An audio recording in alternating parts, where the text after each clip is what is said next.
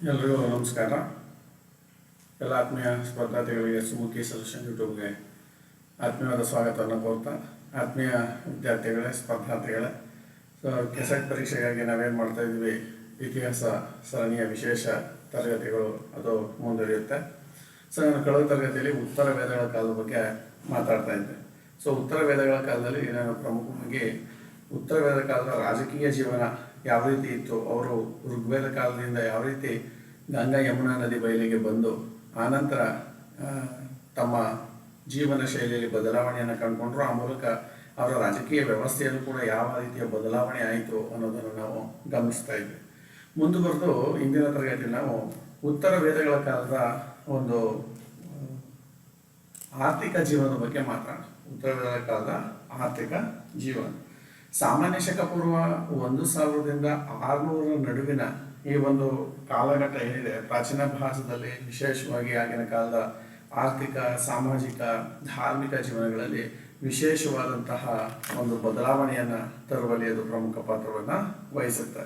ಕಾರಣ ಏನು ಅಂತಂದರೆ, ವೈದಿಕ ಬುಡಕಟ್ಟು ಜನಾಂಗದವರು ಸಪ್ತ ಸಿಂಧು ಪ್ರದೇಶವನ್ನು ತೊರೆದು ಗಂಗಾ ಯಮುನಾ ನದಿಗೆ ಬಂದ ನಂತರ ಅಲ್ಲಿ ಪ್ರಮುಖವಾಗಿ ವಿಕಾಸವಾಗಿದ್ದು ಕೃಷಿಯಲ್ಲಿ ಪ್ರಮುಖವಾಗಿ ವಿಕಾಸವಾಗುತ್ತೆ.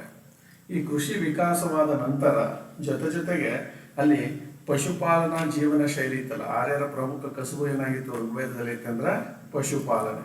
ಆರ್ಯರ ಪ್ರಮುಖ ಒಂದು ವೃತ್ತಿ ಋಗ್ವೇದದಲ್ಲಿ ಕೃಷಿ ಅಲ್ಲ. ಋಗ್ವೇದದಲ್ಲಿ ಆರ್ಯರ ಪ್ರಮುಖ ವೃತ್ತಿಯಾಗಿದ್ದು ಕೃಷಿ ಅಲ್ಲ, ಬದಲಿಗೆ ಪಶುಪಾಲನೆ ಅವರ ಪ್ರಮುಖ ವೃತ್ತಿಯಾಗಿದ್ದು ನಾವಿಲ್ಲಿ ಗಮನಿಸಿ. ಪಶುಪಾಲನೆ ಅವರ ಪ್ರಮುಖ ವೃತ್ತಿಯಾಗಿತ್ತು.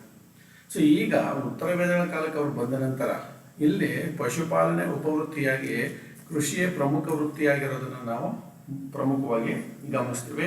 ಯಾಕೆ ಅಂತ ಹೇಳಿದ್ರೆ, ಹೆಚ್ಚು ಸ್ಥಿರ ಜೀವನ ಶೈಲಿಗೆ ಹೊಂದ್ಕೊಳ್ಬೇಕಾದ್ರೆ ಕೃಷಿ ಪ್ರಮುಖ ಪಾತ್ರವನ್ನು ವಹಿಸುತ್ತೆ. ಪಶುಪಾಲನೆ ಅವರು ಅಲೆಮಾರಿಗಳಾಗಿದ್ದಾಗ ಚೆನ್ನಾಗಿರ್ತಾ ಇತ್ತು. ಈಗ ಅವರು ಒಂದು ಕಡೆ ನೆಲ ನಿಲ್ಲಲಿಕ್ಕೆ ಪ್ರಾರಂಭಿಸಿದ ನಂತರ ಅವರ ಜೀವನ ಎಷ್ಟು ಸ್ಥಿರವಾಗಬೇಕಾದ್ರೆ ಅಲ್ಲಿ ಪ್ರಮುಖ ಪಾತ್ರ ವಹಿಸಿದ್ದು ಈ ಕೃಷಿ ಅನ್ನೋ ಉದ್ಯೋಗ ಅನ್ನೋದಲ್ಲಿ ಪ್ರಮುಖವಾಗಿ ತಿಳ್ಕೊತೀವಿ. ಕೃಷಿಯ ಜೊತೆಗೆ ಪಶುಪಾಲನೆಯನ್ನು ಕೂಡ ಅವರು ಮಾಡಿಕೊಂಡು ಹೋಗ್ತಾ ಇದ್ರು. ಸೊ ಇದು ಒಂದು ಜೀವನೋಪಾಯ ಕ್ರಮವಾಗಿ ಮುಂದುವರಿಯುತ್ತೆ. ಪ್ರಮುಖ ವೃತ್ತಿಯಾಗಲ್ಲ, ಒಂದು ಜೀವನೋಪಾಯ ಕ್ರಮವಾಗಿ ಇದನ್ನು ಅವರು ಮುಂದುವರಿಸ್ತಾರೆ. ಸೊ ಕೃಷಿಯ ಆರ್ಥಿಕತೆಯ ಪ್ರಮುಖ ಕೇಂದ್ರ ಅಂತ ಕರಿತೀವಿ. ಉತ್ತರ ವೇದ ಕಾಲದ ಆರ್ಥಿಕತೆಯ ಪ್ರಮುಖ ಕೇಂದ್ರ ಏನಾಗಿತ್ತು, ಕೃಷಿ. ಸೊ ಈ ಕೃಷಿಯಲ್ಲಿ ಅವರು ಪ್ರಮುಖವಾಗಿ ಭತ್ತವನ್ನು ಬೆಳೀತಾ ಇದ್ರು. ಭತ್ತ, ಗೋಧಿ ಮತ್ತು ಬಾರ್ಲಿ, ಸೊ ಈ ರೀತಿ ಹಲವು ಬೆಳೆಗಳನ್ನು ಬೆಳೀತಾ ಇದ್ದು ನಾವಿಲ್ಲಿ ನಾವು ಕಾಣ್ಬೋದು. ಸೊ ಈ ಕಾಲದಲ್ಲಿ ಕಬ್ಬನ್ನು ಕೂಡ ಬರೆದಿರ್ತಕ್ಕಂಥ ಒಂದು ಉದಾಹರಣೆಗಳು ಇದೆ. ಸೊ ಕಬ್ಬನ್ನು ಇಕ್ಷು ಅಂತ ಇದ್ರು. ಸೊ ಭತ್ತವನ್ನು ಬೃಹಿ ಅಂತ ಕರೆದ್ರೆ, ಅಂದರೆ ಅಕ್ಕಿಯನ್ನು ಬೃಹಿ ಅಂತ ಕರಿತಾ ಇದ್ರು. ಇದನ್ನು ಗೋಧೂಮ ಅಂತ ಕರಿತಾ ಇದ್ರು. ಬಾರ್ಲಿಯನ್ನು ಯಾವ ಅಂತೇಳಿ ಕರಿತಾ ಇದ್ರು. ಈ ಕಬ್ಬನ್ನು ಇಕ್ಷು ಅಂತ ಕರಿತಾ ಇದ್ರು. ಇವೆಲ್ಲ ಪ್ರಮುಖ ಬೆಳೆಗಳು ನಮಗೆ ಉತ್ತರ ವೇದಗಳ ಕಾಲದಲ್ಲಿ ಬೆಳೀತಾ ಇರೋದ್ರಲ್ಲಿ ಪ್ರಮುಖವಾಗಿ ನಾವು ಗುರುತಿಸ್ತೀವಿ. ಸೊ ಶತಪಥ ಬ್ರಾಹ್ಮಣ ಅನ್ನುವಂಥ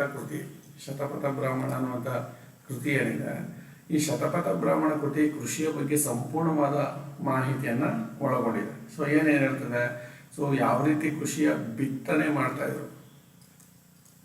ಬಿತ್ತನೆ ಅಂದರೆ ಕಬ್ಬಿಣದ ನೇಗಿಲನ್ನು ಬಳಸಿ ಉತ್ತರ ವೇದಗಳ ಕಾಲದಲ್ಲಿ ನೆಲವನ್ನು ಉಳುಮೆ ಮಾಡಿ ಬಿತ್ತನೆ ಮಾಡ್ತಾ ಇದ್ರು ಅನ್ನೋದ್ರ ಬಗ್ಗೆ ನಮಗೆ ಶತಪಥ ಬ್ರಾಹ್ಮಣ ಮಾಹಿತಿಯನ್ನು ಕೊಡುತ್ತೆ.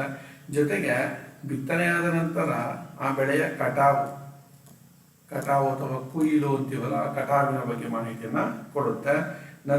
ಕಟಾವಿನ ನಂತರ ಅದರ ಒಕ್ಕಣೆ ಅಂತ ಹೇಳಿದ್ರೆ ಎಲ್ಲ ಫಸಲನ್ನು ಧಾನ್ಯ ಬಿಡಿಸುವ ಕೆಲಸವನ್ನು ಅವರು ಮಾಡ್ತಾ ಇದ್ರು. ಸೊ ಈ ಶತಪಥ ಬ್ರಾಹ್ಮಣ ಅನ್ನುವಂಥದ್ದು, ಶತಪಥ ಬ್ರಾಹ್ಮಣ 2 ಬೆಳೆಗಳ ಬಗ್ಗೆ ಮಾಹಿತಿಯನ್ನು ಕೊಡುತ್ತೆ. ಒಂದು ಖಾರಿಫ್ ಬೆಳೆ, ಇವತ್ತು ನಾವು ಇದನ್ನು 2 ಬೆಳೆಗಳ ವಿಭಾಗ್ತೀವಿ. ಇನ್ನೊಂದು ರಬಿ ಬೆಳೆ ಅಂದರೆ ಚಳಿಗಾಲದಲ್ಲಿ ಬೆಳೆಯುವಂಥ ಬೆಳೆ. ಖಾರಿಫ್ ಬೆಳೆ ಅಂದರೆ ಮುಂಗಾರು ಕಾಲದಲ್ಲಿ ಬೆಳೆಯುವಂತಹ ಬೆಳೆಗಳ ಬಗ್ಗೆ ಈ ಶತಪಥ ಬ್ರಾಹ್ಮಣ ನಮಗೆ ಮಾಹಿತಿಯನ್ನು ಕೊಡುತ್ತೆ. ಮುಂದುವರೆದು ಅಥರ್ವ ವೇದದಲ್ಲಿ, ವೇದದಲ್ಲಿ 4ನೇ ವೇದ ಯಾವುದು ಅಂದರೆ ಅಥರ್ವ ವೇದ. ಈ ಅಥರ್ವ ವೇದದಲ್ಲಿ ಕೃಷಿಯ ಬಗ್ಗೆ ಸ್ವಲ್ಪ ಮಾಹಿತಿ ಇದೆ. ಏನು ಮಾಹಿತಿ ಕೊಟ್ಟಿದ್ದಾರೆ ಅಥರ್ವ ವೇದದಲ್ಲಿ ಅಂತ ಹೇಳಿದ್ರೆ, ರೈತರು ತಮ್ಮ ಬೆಳೆಗಳನ್ನು ಕೀಟಬಾಧೆಯಿಂದ ಮತ್ತು ಬರಗಾಲಗಳಿಂದ ಸಂರಕ್ಷಿಸಿಕೊಳ್ಬೇಕಾದ್ರೆ ಕೆಲವು ಮಂತ್ರಗಳನ್ನು ಜಪಿಸ್ತಾ ಇದ್ರು. Very important. ರೈತರು ತಮ್ಮ ಬೆಳೆಗಳನ್ನು ಕೀಟಬಾಧೆಗಳಿಂದ ಮತ್ತು ಬರಗಾಲದಿಂದ ತಪ್ಪಿಸ್ಕೊಳ್ಳಿಕ್ಕೆ ಅವರು ಕೆಲವು ಮಂತ್ರಗಳನ್ನು ಜಪಿಸ್ತಾ ಇದ್ದದ್ರ ಬಗ್ಗೆ ಅಥರ್ವ ವೇದ ನಮಗೆ ಮಾಹಿತಿಯನ್ನು ನೀಡುತ್ತೆ. ಸೊ ಅಂದಿನ ರೈತರು ಯಾವ ರೀತಿ ತಮ್ಮ ಬೆಳೆಯನ್ನು ಬೆಳೆಯುವಾಗ ಈ ಒಂದು ಬರಗಾಲ ಮತ್ತು ಕೀಟಬಾಧೆಗೆ ಆತಂಕಗೊಂಡಿದ್ರು ಅನ್ನೋದು ಇದನ್ನು ನಮಗೆ ಸ್ಪಷ್ಟವಾಗುತ್ತೆ. ಸೊ ಇನ್ನು ಮುಂದುವರೆದು ನಾವು ಪ್ರಮುಖವಾಗಿ ನೋಡೋದು ಏನು ಅಂತ ಹೇಳಿದ್ರೆ, ಈ ಒಂದು ಉತ್ತರ ವೇದದ ಕಾಲದಲ್ಲಿ ಭೂಮಿ ಒಂದು ವಿಸ್ತೃತ ಕುಟುಂಬಗಳ ಸಂಪತ್ತಾಗಿತ್ತು. ಭೂಮಿ ಒಂದು ವಿಸ್ತೃತ ಕುಟುಂಬಗಳ ಸಂಪತ್ತಾಗಿದ್ದೇ ವಿನಃ ಇದು ಖಾಸಗಿ ಆಸ್ತಿ ಆಗಿರಲಿಲ್ಲ. ಇದನ್ನ ನಾವಿಲ್ಲಿ ಪರಿಗಣಿಸ್ಬೇಕು. ಭೂಮಿ ಅನ್ನುವಂಥದ್ದು ಒಂದು ವಿಸ್ತೃತ ಕುಟುಂಬಗಳ ಅಂದ್ರೆ ಕುಲ ಅಂತ ನಾವೇನು ಕರಿತಾ ಇದ್ವಿ, ಈ ಕುಲಗಳ ಅಧೀನದಲ್ಲಿದ್ದದ್ದು. ಸೊ ಯಾವುದೇ ಖಾಸಗಿ ಆಸ್ತಿಯಾಗಿ ಇನ್ನೂ ಭೂಮಿ ರೂಪುಗೊಂಡಿರಲಿಲ್ಲ ಉತ್ತರ ವೇದದ ಕಾಲದಲ್ಲಿ ಅನ್ನೋದನ್ನ ನಾವಿಲ್ಲಿ ಪ್ರಮುಖವಾಗಿ ತಿಳ್ಕೊಳ್ಬೇಕಾಗತ್ತೆ. ಸೊ ನೆಕ್ಸ್ಟು ಕುಟುಂಬ ಅನ್ನೋದು ಅಥವಾ ಕುಲ ಅಥವಾ ಕುಟುಂಬ ಅಂತ ನಾವೇನು ಕರಿತಾ ಇದ್ದೀವಿ, ಈ ಕುಲ ಉತ್ಪಾದನೆಯ ಮೂಲ ಘಟಕ ಆಗಿತ್ತು. Very important. ಉತ್ಪಾದನೆಯ ಮೂಲ ಘಟಕ ಯಾವುದು ಅಂತ ಹೇಳಿದ್ರೆ ಅದು ಕುಟುಂಬ ಅಥವಾ ಕುಲ ಅಂತೇಳಿ ಕರಿತೀವಿ. ಈ ಕುಲ ಅಥವಾ ಕುಟುಂಬ ಉತ್ಪಾದನೆಯ ಮೂಲ ಘಟಕವಾಗ್ತಾ ಇತ್ತು. ಇಲ್ಲಿ ನಮಗೆ ಉತ್ತರ ವೇದದ ಕಾಲದಲ್ಲಿ ಯಾವುದೇ ಕೂಲಿ ಕಾರ್ಮಿಕರ ಬಗ್ಗೆ ಉಲ್ಲೇಖ ಬರಲ್ಲ. ಕೂಲಿ ಕಾರ್ಮಿಕರು ಜಮೀನುಗಳಲ್ಲಿ ಅಥವಾ ಹೊಲಗದ್ದೆಗಳಲ್ಲಿ ದುಡಿತಾ ಇದ್ರ ಬಗ್ಗೆ ನಮ್ಗೆ ಯಾವುದೇ ಮಾಹಿತಿಗಳು ಕಂಡುಬರಲ್ಲ. ಗುಲಾಮರ ಅವಲಂಬನೆ ಕೂಡ ತುಂಬ ಕಡಿಮೆ ಇತ್ತು. ಗುಲಾಮರನ್ನು ಕೂಡ ಕಡಿಮೆ ಪ್ರಮಾಣದಲ್ಲಿ ಕೃಷಿಗೆ ಬಳಸ್ಕೊಳ್ತಾ ಇರೋದನ್ನ ನಾವಿಲ್ಲಿ ಗಮನಿಸ್ಬೋದು. ಸೊ ಸಂಪತ್ತು ಅನ್ನುವಂಥದ್ದು ಕೆಲವು ಸಲ ಉಡುಗೊರೆಗಳ ರೂಪದಲ್ಲೂ ಕೂಡ ಬರ್ತಾ ಇತ್ತು. ಎಸ್ಪೆಷಲಿ ಅಪ್ಪರ್ ಕ್ಲಾಸ್ ಪೀಪಲ್ಗೆ ಅಂದರೆ ಪುರೋಹಿತರಿಗೆ ಸಂಪತ್ತು ಯಾವ ರೂಪದಲ್ಲಿ ಇತ್ತು ಅಂತ ಹೇಳಿದ್ರೆ ಉಡುಗೊರೆಗಳ ರೂಪದಲ್ಲಿ ಅದು ಬರ್ತಾ ಇತ್ತು. ಏನು ಉಡುಗೊರೆಗಳನ್ನ ಕೊಡ್ತಾ ಇದ್ರು? ದಾನಗಳನ್ನು ನೀಡ್ತಕ್ಕಂಥದ್ದು. ದಾನ ಅಂದರೆ ಅವರು ಯಾವುದೇ ಒಂದು ಪುರೋಹಿತನಿಗೆ ರಾಜರು ಮತ್ತು ಮೇಲ್ವರ್ಗದವರು ದಾನಗಳನ್ನು ಕೊಡೋದು ಪರಂಪರೆಯಾಗಿ ರೂಪಿಸ್ಕೊಂಡ್ಬಂದಿದ್ರು. ನಂತರ ಇದ್ರ ಜೊತೆಗೆ ಏನು ಕೊಡ್ತಾ ಇದ್ರು ದಾನಗಳ ರೂಪದಲ್ಲಿ ಅಂತ ಹೇಳಿದ್ರೆ ಹಸುಗಳನ್ನು ಕೊಡ್ತಾ ಇದ್ರು. ಪ್ರಮುಖವಾಗಿ ಗೋವುಗಳನ್ನು ನೀಡ್ತಾ ಇದ್ರು, ಕುದುರೆಗಳನ್ನು ನೀಡ್ತಾ ಇದ್ರು. Very important. ದಾನಗಳ ಕೊಡ್ತಾ ಇದ್ರಲ್ಲಿ ಹಸುಗಳು, ಕುದುರೆಗಳು, ಜೊತೆಗೆ ರಥಗಳನ್ನು ನೀಡ್ತಾ ಇದ್ರು. ಬ್ರಾಹ್ಮಣರಿಗೆ ರಥಗಳು ಮತ್ತು ಚಿನ್ನವನ್ನು ನೀಡ್ತಾ ಇದ್ರು. ಚಿನ್ನ. ಸೊ ಇವೆಲ್ಲ ದಾನದ ರೂಪದಲ್ಲಿ ಅವರಿಗೆ ಕೊಡ್ತಾ ಇದ್ರು. ಕೆಲವು ಸಲ ಹೆಣ್ಣು ಗುಲಾಮರನ್ನು ಸಹ ಪುರೋಹಿತರುಗಳಿಗೆ ದಾನಗಳನ್ನಾಗಿ ಕೊಡ್ತಾ ಇದ್ದಂತಹ ಉದಾಹರಣೆ ನಮಗೆ ಉತ್ತರ ಕಾಲದಲ್ಲಿ ಕಂಡುಬರುತ್ತೆ. ಸೊ ಉಡುಗೊರೆ ದಾನ ಒಂದು ಸಾಮಾನ್ಯ ಪ್ರಕ್ರಿಯೆಯಾಗಿತ್ತು. ಸೊ ಈ ಉಡುಗೊರೆ ಮತ್ತು ದಾನಗಳಲ್ಲಿ, ವಿಶೇಷವಾಗಿ ದಾನಗಳಲ್ಲಿ ಏನೇನು ದಾನ ಕೊಡ್ತಾ ಇದ್ರು? ಹಸು, ಕುದುರೆ, ರಥಗಳು, ಚಿನ್ನ ಮತ್ತು ಹೆಣ್ಣು ಗುಲಾಮರನ್ನ ದಾನವಾಗಿ ಕೊಡುವಂತಹ ಒಂದು ರೂಢಿ ಅಥವಾ ಪರಂಪರೆ ನಮ್ಮ ಸಮಾಜದಲ್ಲಿ, ಉತ್ತರ ವೇದಗಳ ಕಾಲದ ಒಂದು ಸಮಾಜದಲ್ಲಿ ಅಸ್ತಿತ್ವದಲ್ಲಿದ್ದ ನಾವಿಲ್ಲಿ ಪ್ರಮುಖವಾಗಿ ಪರಿಗಣಿಸ್ಬೋದು. ಸೊ ಇಲ್ಲಿ ಭೂದಾನವನ್ನು ಮಾಡಿರ್ತಕ್ಕಂಥ ಉಲ್ಲೇಖವು ಕೆಲವು ಕಡೆ ಇದೆ. ಸೊ ದಾನ ಅಂತ ಬಂದಾಗ ಭೂದಾನ ನಾವು ಐತಿಹಾಸಿಕವಾಗಿ ನೋಡ್ತೀವಿ. ಭಾರತದಲ್ಲಿ ಈ ರೀತಿ ಪುರೋಹಿತರುಗಳಿಗೆ ಭೂದಾನಗಳನ್ನು ಕೊಟ್ಟಂಥ ಮೊಟ್ಟ ಮೊದಲ ಸಾಮ್ರಾಜ್ಯ ಅಥವಾ ರಾಜ್ಯ ಯಾವುದು ಅಂದರೆ ಶಾತವಾಹನ ಸಾಮ್ರಾಜ್ಯವನ್ನು ನಾವು ಪರಿಗಣಿಸ್ತೇವೆ. ಶಾತವಾಹನ ಇಡೀ ಭಾರತದಲ್ಲಿ ಮೊಟ್ಟ ಮೊದಲ ಬಾರಿಗೆ ಭೂದಾನಗಳನ್ನು ಕೊಡುವಂಥ ಪರಂಪರೆಯನ್ನು ಪ್ರಾರಂಭಿಸಿದ್ರು. ನಂತರ ಭಾರತದ ಎಲ್ಲ ರಾಜಮನೆತನಗಳು ಇದನ್ನು ಮುಂದುವರಿಸ್ಕೊಂಡು ಹೋಗಿದೆ. ಅದಕ್ಕಿಂತಲೂ ಹಿಂದೆ ಉತ್ತರ ವೇದಗಳ ಕಾಲದಲ್ಲಿ ಭೂದಾನ ಕೊಡುವಂಥ ಪದ್ಧತಿ ಇತ್ತು ಅಂತ ನಮಗೆ ಉಲ್ಲೇಖಗಳು ಸಿಕ್ಕಿದ್ರು. ಈ ಒಂದು ಐತರೇಯ ಬ್ರಾಹ್ಮಣದಲ್ಲಿ, ಐತರೇಯ ಬ್ರಾಹ್ಮಣ ಅಂತ ಒಂದು ಕೃತಿ ಇದೆ. ಅಂದರೆ ಐತರೇಯ ಬ್ರಾಹ್ಮಣ ಅಂದರೆ ಇದು ಋಗ್ವೇದಕ್ಕೆ ಸಂಬಂಧಿಸಿದಂತಹ ಒಂದು ಬ್ರಾಹ್ಮಣ. ಈ ಐತರೇಯ ಬ್ರಾಹ್ಮಣದಲ್ಲಿ ಭೂಮಿ ತನ್ನನ್ನು ದಾನ ಕೊಡೋದನ್ನು ವಿರೋಧಿಸ್ತಾಳೆ ಅವಳು, ಭೂದೇವತೆ. ಸೊ ಹಂಗಾಗಿ ಭೂಮಿಯ ದಾನ ಕೊಡೋಕೆ ಬರೋದಿಲ್ಲ ಅಂತ ಹೇಳುತ್ತೆ. ಸೊ ಇದು ಕೆಲವು ಕಡೆ ಭೂ ದಾನವನ್ನು ಕೊಡೋದಕ್ಕೆ ಏನು ಪ್ರತಿಕ್ರಿಯೆಯನ್ನು ಕೊಟ್ಟಿರ್ತಕ್ಕಂಥ ಉದಾಹರಣೆಗಳನ್ನು ನಾವಿಲ್ಲಿ ಪ್ರಮುಖವಾಗಿ ಗಮನಿಸ್ಬೋದು. ಇನ್ನು ಉತ್ತರ ವೇದಗಳ ಕಾಲದಲ್ಲಿ ಕೃಷಿಯನ್ನು ಮಾಡಲಿಕ್ಕೆ ಪ್ರಮುಖವಾಗಿ ಅವಲಂಬಿಸಿದ ವಸ್ತು ಯಾವುದು ಅಂದರೆ ಕಬ್ಬಿಣ. Very important. ಉತ್ತರ ವೇದಗಳ ಕಾಲದ ಜನರ ಜೀವನವನ್ನು ಸ್ಥಿರಗೊಳಿಸಿದಂತಹ ಕೃಷಿಗೆ ಒಂದು ಪ್ರಮುಖವಾಗಿ ಸಲಕರಣೆ ಯಾವಾಗ ಬಳಕೆ ಆಗ್ತಾ ಇತ್ತು ಅಂದರೆ ಕಬ್ಬಿಣ ಅನ್ನೋದು ಬಳಕೆ ಆಗ್ತಾ ಇತ್ತು ಅಂತ ನಾವಿಲ್ಲಿ ಪ್ರಮುಖವಾಗಿ ಪರಿಗಣಿಸ್ತೀವಿ. ಈ ಕಬ್ಬಿಣವನ್ನ ಶ್ಯಾಮ ಅಯಸ್ ಅಂತ ಕರೀತಾ ಇದ್ರು. ಕಬ್ಬಿಣವನ್ನ ಉತ್ತರ ವೇದಗಳ ಕಾಲದಲ್ಲಿ ಏನಂತ ಕರೀತಾ ಇದ್ರು ಅಂತ ಹೇಳಿದ್ರೆ ಶ್ಯಾಮ ಅಯಸ್. ಶ್ಯಾಮ ಅಯಸ್ ಅಂತ ಹೇಳಿದ್ರೆ ಕಪ್ಪು ಲೋಹ ಅಂತ. ಕಪ್ಪು ಲೋಹ ಅಂತ ನಾವು ಇವತ್ತಿಗೂ ಯಾವ್ದನ್ನು ಕರಿತೀವಿ ಅಂದ್ರೆ ಕಬ್ಬಿಣವನ್ನು ನಾವು ಕಪ್ಪು ಲೋಹ ಅಂತೇಳಿ ಗುರುತಿಸೋದನ್ನ ಪ್ರಮುಖವಾಗಿ ನಾವು ನೋಡಬಹುದು. ಸೊ ಈ ಒಂದು ಕಬ್ಬಿಣದ ಬಳಕೆ ಕೃಷಿಯಲ್ಲಿ ಕ್ರಾಂತಿಯನ್ನು ಉಂಟು ಮಾಡ್ತು. Very important. ಸೊ ಸಾಕಷ್ಟು ಜನಸಂಖ್ಯೆ ಹೆಚ್ಚಾಗಿತ್ತು. ಆ ಹೆಚ್ಚಾದ ಜನಸಂಖ್ಯೆಗೆ ಈ ಒಂದು ದವಸ ಧಾನ್ಯಗಳ ಅವಶ್ಯಕತೆ ಇತ್ತು. ಅದಕ್ಕೆ ಸರಿಸಮವಾಗಿ ಕಬ್ಬಿಣದ ಲೋಹವನ್ನು ಬಳಸಿ ಮತ್ತು ಬೆಂಕಿಯನ್ನು ಬಳಸಿ ವಿಶಾಲವಾದಂತಹ ಅರಣ್ಯವನ್ನ ಸವರಿ, ಸೊ ಅರಣ್ಯವನ್ನ ಸವರಿದ ನಂತರ ಆ ಭೂಮಿಯಲ್ಲಿ ಕೃಷಿಯನ್ನು ಮಾಡಲಿಕ್ಕೆ ಕಬ್ಬಿಣ ಪ್ರಮುಖ ಪಾತ್ರ ವಹಿಸ್ತು. ಇದನ್ನ ಒಂದು ಕ್ರಾಂತಿ ಅಂತಾನೆ ನಾವು ಪರಿಗಣಿಸ್ಬೋದು. ಸೊ ಈ ಕೃಷಿ ಕ್ರಾಂತಿಯನ್ನು ಉಂಟು ಮಾಡಿದ ನಂತರ ಸೊ ಈ ಒಂದು ಪ್ರಮುಖವಾಗಿ ನಾವೇನು ನೋಡ್ತೀವಿ, ಈ ಕಬ್ಬಿಣದ ಉಪಕರಣಗಳು ಯಜ್ಞಯಾಗಗಳ ಸಮಯದಲ್ಲೂ ಕೂಡ ಪ್ರಮುಖ ಪಾತ್ರವನ್ನು ನಿರ್ವಹಿಸುವಂತಹ ಸಲಕರಣೆಗಳಾಗಿ ಮೂಡಿ ಬರ್ತವೆ. ಅಲ್ಲೂ ಕೂಡ ಆಚರಣೆಗಳಲ್ಲೂ ಕೂಡ ಕಬ್ಬಿಣವನ್ನು ಬಳಸಲಿಕ್ಕೆ ಅವರು ಪ್ರಾರಂಭ ಮಾಡಿದ್ರು ಅನ್ನುವಂಥದ್ದು. ಸೊ ಇನ್ನು ಈ ಉತ್ತರ ವೇದಗಳ ಕಾಲದಲ್ಲಿ ಹಲವಾರು ಕುಶಲಕರ್ಮಿಗಳ ಉದಯ ಆಗಿದ್ದನ್ನು ನಾವು ನೋಡ್ಬೋದು. ಕುಶಲಕರ್ಮಿಗಳನ್ನು ಸಾಮಾನ್ಯವಾಗಿ ಪ್ರೈಮರಿ ಸೆಕ್ಟರ್ ಅಂದರೆ ಪ್ರಾಥಮಿಕ ವಲಯದಲ್ಲಿ ಕೃಷಿ ಉತ್ಪಾದನೆ ಆಗ್ತಿದ್ದಂಗೆ ಸೊ ಹಲವಾರು ಬೆಳೆಗಳನ್ನು ಬೆಳೀಲಿಕ್ಕೆ ಶುರು ಮಾಡಿದ್ರು. ಸೊ ಈ ಒಂದು ಸಮಾಜಕ್ಕೆ ಅಗತ್ಯವಾದ ವಸ್ತುಗಳನ್ನು ಸಿದ್ಧತೆ ಮಾಡಿಕೊಡುವಲ್ಲಿ ಹಲವಾರು ಕುಶಲಕರ್ಮಿಗಳ ಉದಯ ಆಗಿರೋದನ್ನು ಆಶ್ಚರ್ಯವಾಗಿ ಕಾಣಿಸೋದಿಲ್ಲ.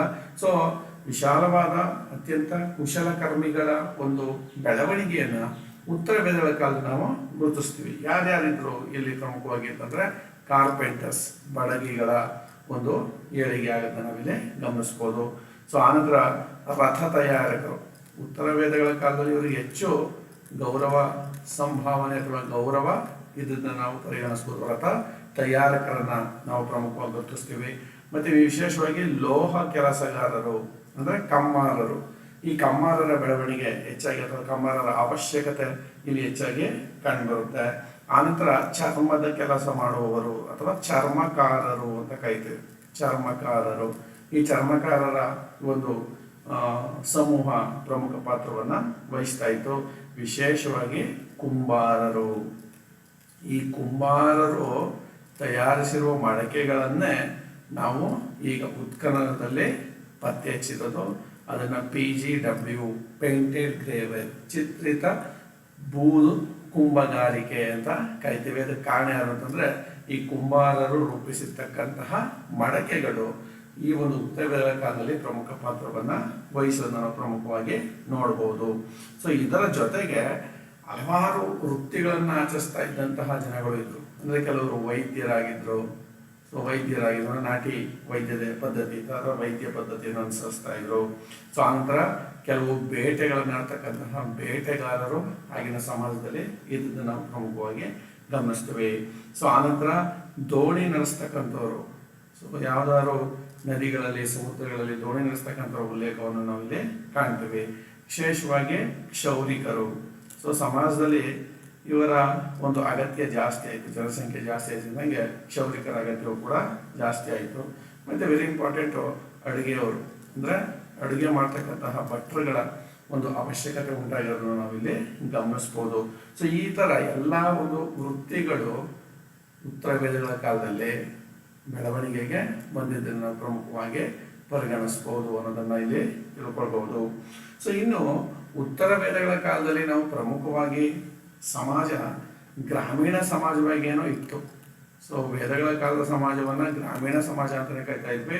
ಉತ್ತರ ವೇದಗಳ ಕಾಲದಲ್ಲಿ ಪ್ರಾರಂಭದಲ್ಲಿ ಅದು ಗ್ರಾಮೀಣ ಸಮಾಜವಾಗಿತ್ತು. ಯಾವಾಗ ಅವರು ಗಂಗಾ ಯಮುನಾ ನದಿ ಬಯಲಿಗೆ ವಲಸೆ ಬಂದರು, ಗಂಗಾ ಯಮುನಾ ನದಿಯ ಬಯಲಿಗೆ ವಲಸೆ ಬಂದರು, ಅಲ್ಲಿ ಕೃಷಿ ಹೆಚ್ಚು ಪ್ರಾಮುಖ್ಯತೆಯನ್ನು ಪಡ್ಕೊತೋ. ಸೊ ಇದರಿಂದಾಗಿ ಒಂದು ನಗರೀಕರಣದ ಪ್ರಾರಂಭಿಕ ಕುರುಹುಗಳು ನಮಗೆ ಉತ್ತರ ವೇದಗಳ ಕಾಲದ ಆರಂಭದಲ್ಲಿ ಇಲ್ಲದೇ ಇದ್ರು. ಉತ್ತರ ವೇದಗಳ ಕಾಲದ ಮಧ್ಯಭಾಗದಲ್ಲಿ ನಗರೀಕರಣದ ಕುರುಹುಗಳು ನಮಗೆ ಕಂಡುಬರ್ತವೆ. ಸೊ ಈ ಬಗ್ಗೆ ತೈತ್ತರೀಯ ಅರಣ್ಯಕ ನಮಗೆ ಮಾಹಿತಿಯನ್ನು ಕೊಡುತ್ತೆ. ತೈತ್ತರೀಯ ಅರಣ್ಯಕ, ಈ ತೈತ್ತರೀಯ ಅರಣ್ಯಕದಲ್ಲಿ ವಿಶೇಷವಾಗಿ ನಗರಗಳನ್ನು ಇದು ಉಲ್ಲೇಖ ಮಾಡ್ತದೆ. ಸೊ ಇಲ್ಲಿ ನಗರಗಳನ್ನು ಪುರಗಳು ಅಂತೇಳಿ ಕರೆಯಲಾಗಿದೆ. ಪುರಗಳು ನಗರಗಳನ್ನ ಪುರಗಳು, ಈ ಪುರ ಅಂತಂದ್ರೆ ಪಟ್ಟಣ ಅನ್ನುವಂಥ ಅರ್ಥ ಬರುತ್ತೆ. ಪಟ್ಟಣಗಳು ನಗರಗಳಾಗಿ ಬದಲಾಗಿರೋ ಒಂದು ಸಾಧ್ಯತೆ ಕೂಡ ನಾವಿಲ್ಲಿ ಪ್ರಮುಖವಾಗಿ ನೋಡ್ಬೋದು. ಇನ್ನು ಈ ಒಂದು ಉತ್ತರ ವೇದಗಳ ಕಾಲದ ಆರ್ಥಿಕ ಜೀವನದಲ್ಲಿ ಟ್ಯಾಕ್ಸ್ ಸಿಸ್ಟಮ್ ಬಂದರೆ, ತೆರಿಗೆ ಪದ್ಧತಿ ಯಾವ ರೀತಿ ಇತ್ತು ಅಂತ ನೋಡಿದ್ರೆ, ಸೊ ತೆರಿಗೆ ಪದ್ಧತಿ ಏನು ಅಷ್ಟೇನು ಸ್ಥಿರವಾದ ತೆರಿಗೆ ಪದ್ಧತಿ ಇರಲಿಲ್ಲ. ಇದು ಸ್ಥಿರವಾದ ತೆರಿಗೆ ಪದ್ಧತಿನಲ್ಲಿ ನಾವು ನೋಡೋಕ್ಕೆ ಸಾಧ್ಯ ಇರಲಿಲ್ಲ. ಸೊ ಸಂಪೂರ್ಣವಾಗಿ ತೆರಿಗೆ ಅನ್ನುವಂಥದ್ದು ಅಭಿವೃದ್ಧಿ ಹೊಂದಿರಲಿಲ್ಲ. ಸೊ ಋಗ್ವೇದ ಕಾಲದಲ್ಲಿ ಕೇವಲ ಬಲಿಯನ್ನು ಟ್ಯಾಕ್ಸ್ ಮಾತ್ರ ಇತ್ತು ಅಂತ ನಾವು ನೋಡಿದ್ವಿ. ಸೊ ಇಲ್ಲಿ ಬಲಿಯ ಜೊತೆಗೆ ಭಾಗ ಮತ್ತು ಶುಲ್ಕ ಅನ್ನುವಂಥ ಇನ್ನೆರಡು ತೆರಿಗೆಗಳ ಒಂದು ಬೆಳವಣಿಗೆ ಆಗಿರೋದನ್ನ ನಾವು ಗಮನಿಸ್ತೀವಿ. ಸೊ ಇಲ್ಲಿ ಬಲಿ, ಭಾಗ ಮತ್ತು ಶುಲ್ಕ ನಾವು ಪ್ರಮುಖ ತೆರಿಗೆಗಳಾಗಿ ನಾವಿಲ್ಲಿ ಕಾಣ್ತೀವಿ. ಬಲಿ ಅನ್ನೋದು ಕೃಷಿ ಉತ್ಪನ್ನಗಳ ಮೇಲೆ ವಿಧಿಸ್ತಾ ಇದ್ದಂತಹ ತೆರಿಗೆ ಅಂತ ನಾವು ತಿಳ್ಕೊಳ್ಬೋದು. ಬಲಿ ಯಾವುದ್ರ ಮೇಲೆ ವಿಧಿಸ್ತಾ ಇದ್ರು ಅಂದರೆ ಕೃಷಿ ಉತ್ಪನ್ನಗಳ ಮೇಲೆ ಬಲಿಯನ್ನು ತೆರಿಗೆಯನ್ನು ವಿಧಿಸ್ತಾ ಇದ್ರು. ಸೊ ಆನಂತರ ಪ್ರಮುಖವಾಗಿ ನಾವು ನೋಡ್ತಕ್ಕಂಥದ್ದು ಏನು ಅಂತ ಹೇಳಿದ್ರೆ, ಈ ಶುಲ್ಕ ಅನ್ನೋದು ಹೆಚ್ಚುವರಿ ತೆರಿಗೆ ಆಗಿತ್ತು. ಶುಲ್ಕ ಅನ್ನುವಂಥದ್ದು ಹೆಚ್ಚುವರಿ ತೆರಿಗೆಯಾಗಿ ಅದನ್ನು ಅವರು ಪಡ್ಕೊಳ್ತಾ ಇದ್ರು ಅನ್ನೋ ನಾವಿಲ್ಲಿ ಗಮನಿಸ್ಬೋದು. ಭಾಗವು ಕೂಡ ಕೃಷಿಗೆ ಸಂಬಂಧಪಟ್ಟಂತೆ ಇನ್ನೊಂದು ಪ್ರಮುಖ ತೆರಿಗೆಯಾಗಿತ್ತು ಅನ್ನೋದನ್ನ ನಾವು ಈ ಉತ್ತರ ವೇದ ಕಾಲದ ಸಮಾಜವನ್ನು ಅಧ್ಯಯನ ಮಾಡಿದಾಗ ತಿಳಿದು ಬರುತ್ತೆ. ಸೊ ಇಲ್ಲಿ ರಾಜನನ್ನ ವಿಷಾಮಟ್ಟ ಅಂತ ಕರೆದಿದ್ದಾರೆ. ಉತ್ತರ ವೇದ ಕಾಲದ ರಾಜನನ್ನ ವಿಷಾಮಟ್ಟ. ವಿಷಾಮಟ್ಟ ಅಂದ್ರೆ ಏನೋ? ವಿಷಾಮಟ್ಟ ಅಂತ ಹೇಳಿದ್ರೆ ಜನರ ಅಥವಾ ಅವರ ಉತ್ಪನ್ನವನ್ನ ತಿನ್ನುವವನು ಅಂತ. ಮೀನ್ಸ್ ಏನು? ತೆರಿಗೆ ರೂಪದಲ್ಲಿ ಜನರ ಉತ್ಪನ್ನವನ್ನ ಕೇಳುವಂಥವನ್ನ ವಿಷಾಮಟ್ಟ ಅಂತ ಹೇಳಿ ಕರೆಯಲಾಗಿದೆ. ಸೊ ಇದು ಪ್ರಮುಖವಾಗಿ ಉತ್ತರ ವೇದ ಕಾಲದ ರಚನೆಯಾದಂಥ 3 ಪ್ರಮುಖವಾದಂಥ ತೆರಿಗೆಗಳು: ಬಲಿ, ಭಾಗ, ಶುಲ್ಕ. ಬಲಿ ಅನ್ನೋದು ಕೃಷಿ ಮೇಲೆ ವಿಧಿಸ್ತಾ ಇದ್ದಂಥ ತೆರಿಗೆ, ಭಾಗ ಕೃಷಿಗೆ ಪೂರಕವಾಗಿದ್ದಂಥ ತೆರಿಗೆ, ಶುಲ್ಕ ಒಂದು ಹೆಚ್ಚುವರಿ ತೆರಿಗೆಯಾಗಿ ಕೆಲಸವನ್ನು ಇಲ್ಲಿ ಮಾಡ್ತಾ ಇದ್ದನ್ನು ನಾವು ಪ್ರಮುಖವಾಗಿ ಗಮನಿಸ್ಬೋದು. ಸೊ ನೆಕ್ಸ್ಟು ಉತ್ತರ ವೇದಗಳ ಕಾಲದಲ್ಲಿ ಪ್ರಮುಖವಾಗಿ ನಾವು ನೋಡ್ತಕ್ಕಂಥದ್ದು ಇನ್ನೊಂದು ಪ್ರಮುಖ ಅಂಶ ಏನು? ವ್ಯಾಪಾರ ವಾಣಿಜ್ಯದ ಬಗ್ಗೆ ನಾವು ಮಾತಾಡ್ತೀವಿ. ವ್ಯಾಪಾರ ಮತ್ತು ವಾಣಿಜ್ಯ. ಸೊ ಇದನ್ನು ನಾವು ಗಮನಿಸಿದಾಗ, ವ್ಯಾಪಾರ ವಾಣಿಜ್ಯವನ್ನು ಇಟ್ಕೊಂಡು ನಾವು ಗಮನಿಸಿದಾಗ, ಈ ಅವಧಿಯಲ್ಲಿ ವ್ಯಾಪಾರ ವಾಣಿಜ್ಯ ಸ್ವಲ್ಪ ಪ್ರಮಾಣದಲ್ಲಿ ಜಾಸ್ತಿ ಆಯಿತು. ಋಗ್ವೇದ ಕಾಲಕ್ಕೆ ಹೋಲಿಸಿದ್ರೆ ವ್ಯಾಪಾರದ ಒಂದು ಪ್ರಮಾಣ ಉತ್ತರ ವೇದ ಕಾಲದಲ್ಲಿ ಜಾಸ್ತಿ ಆಗುತ್ತೆ. ಸಹಜವಾಗಿ ಕೃಷಿ ಉತ್ಪಾದನೆ ಜಾಸ್ತಿ ಆಗಿದ್ದರಿಂದ ವ್ಯಾಪಾರವೂ ಕೂಡ ಹೆಚ್ಚಾಗಬೇಕು. ಯಾಕಂದ್ರೆ ಕಬ್ಬಿಣದ ವಸ್ತುಗಳು ಕೃಷಿಯಲ್ಲಿ ಇಳುವರಿಯನ್ನು ನಡೆಸಲಿಕ್ಕೆ ಪ್ರಮುಖ ಪಾತ್ರವನ್ನು ವಹಿಸ್ತಾ ಇದ್ವು. ವಿಶಾಲ ಪ್ರದೇಶದ ಕೃಷಿ ಹೆಚ್ಚುವರಿ ಉತ್ಪಾದನೆಗೆ ಕಾರಣ ಆಯಿತು. ಸೊ ಹೆಚ್ಚುವರಿ ಕೃಷಿಯಿಂದ ಬಂದಂತಹ ವಸ್ತುಗಳನ್ನು ವ್ಯಾಪಾರ ಮಾಡುವಂತಹ ಒಂದು ರೂಢಿ ಉತ್ತರ ವೇದ ಕಾಲದಲ್ಲಿ ಪ್ರಾರಂಭ ಆಗುತ್ತೆ. ಸೊ ಇಲ್ಲಿ ವಿನಿಮಯ ಮಾಧ್ಯಮವಾಗಿ ಪ್ರಮುಖವಾಗಿ ನಾವು ಆಗಲೇ ಋಗ್ವೇದದಲ್ಲಿ ನೋಡ್ತೀವಿ, ನಿಷ್ಕ ಮತ್ತು ಶತಮಾನ ಅನ್ನುವಂತಹ ನಾಣ್ಯಗಳನ್ನು ಬಳಸ್ತಾ ಇದ್ರು ಅನ್ನುವಂಥ ಮಾಹಿತಿಯನ್ನು ಋಗ್ವೇದ ಕಾಲದಲ್ಲೇ ನಾವು ನೋಡ್ತೀವಿ. ಸೊ ಇದು ಮುಂದುವರೆದು ಇಲ್ಲಿ ಕೃಷ್ಣಾಲ ಅನ್ನುವಂತಹ ಇನ್ನೊಂದು ಚಿನ್ನದ ಚೂರಿನ ಉಲ್ಲೇಖ ಇದೆ.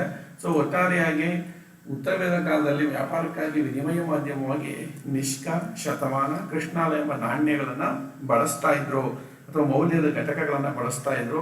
ಸೊ ಇದು ಸಂಘಟಿತ ಆರ್ಥಿಕ ವ್ಯವಸ್ಥೆ ಬೆಳಲಿಕ್ಕೆ ಪ್ರಮುಖ ಕಾರಣ ಆಯಿತು. ಸೊ ಉತ್ತರ ವೇದಗಳ ಕಾಲದಲ್ಲಿ ಸಂಘಟಿತವಾದಂತಹ ಆರ್ಥಿಕ ಬೆಳವಣಿಗೆ ಆಗಿರೋದನ್ನ ನಾವು ಈ ಮೂಲಕ ಗುರುತಿಸ್ಬೋದು. ಒಂದು ಸಂಘಟಿತವಾದಂತಹ ಆರ್ಥಿಕ ಬೆಳವಣಿಗೆ ಇಲ್ಲಿ ಸಾಧ್ಯ ಆಗುತ್ತೆ.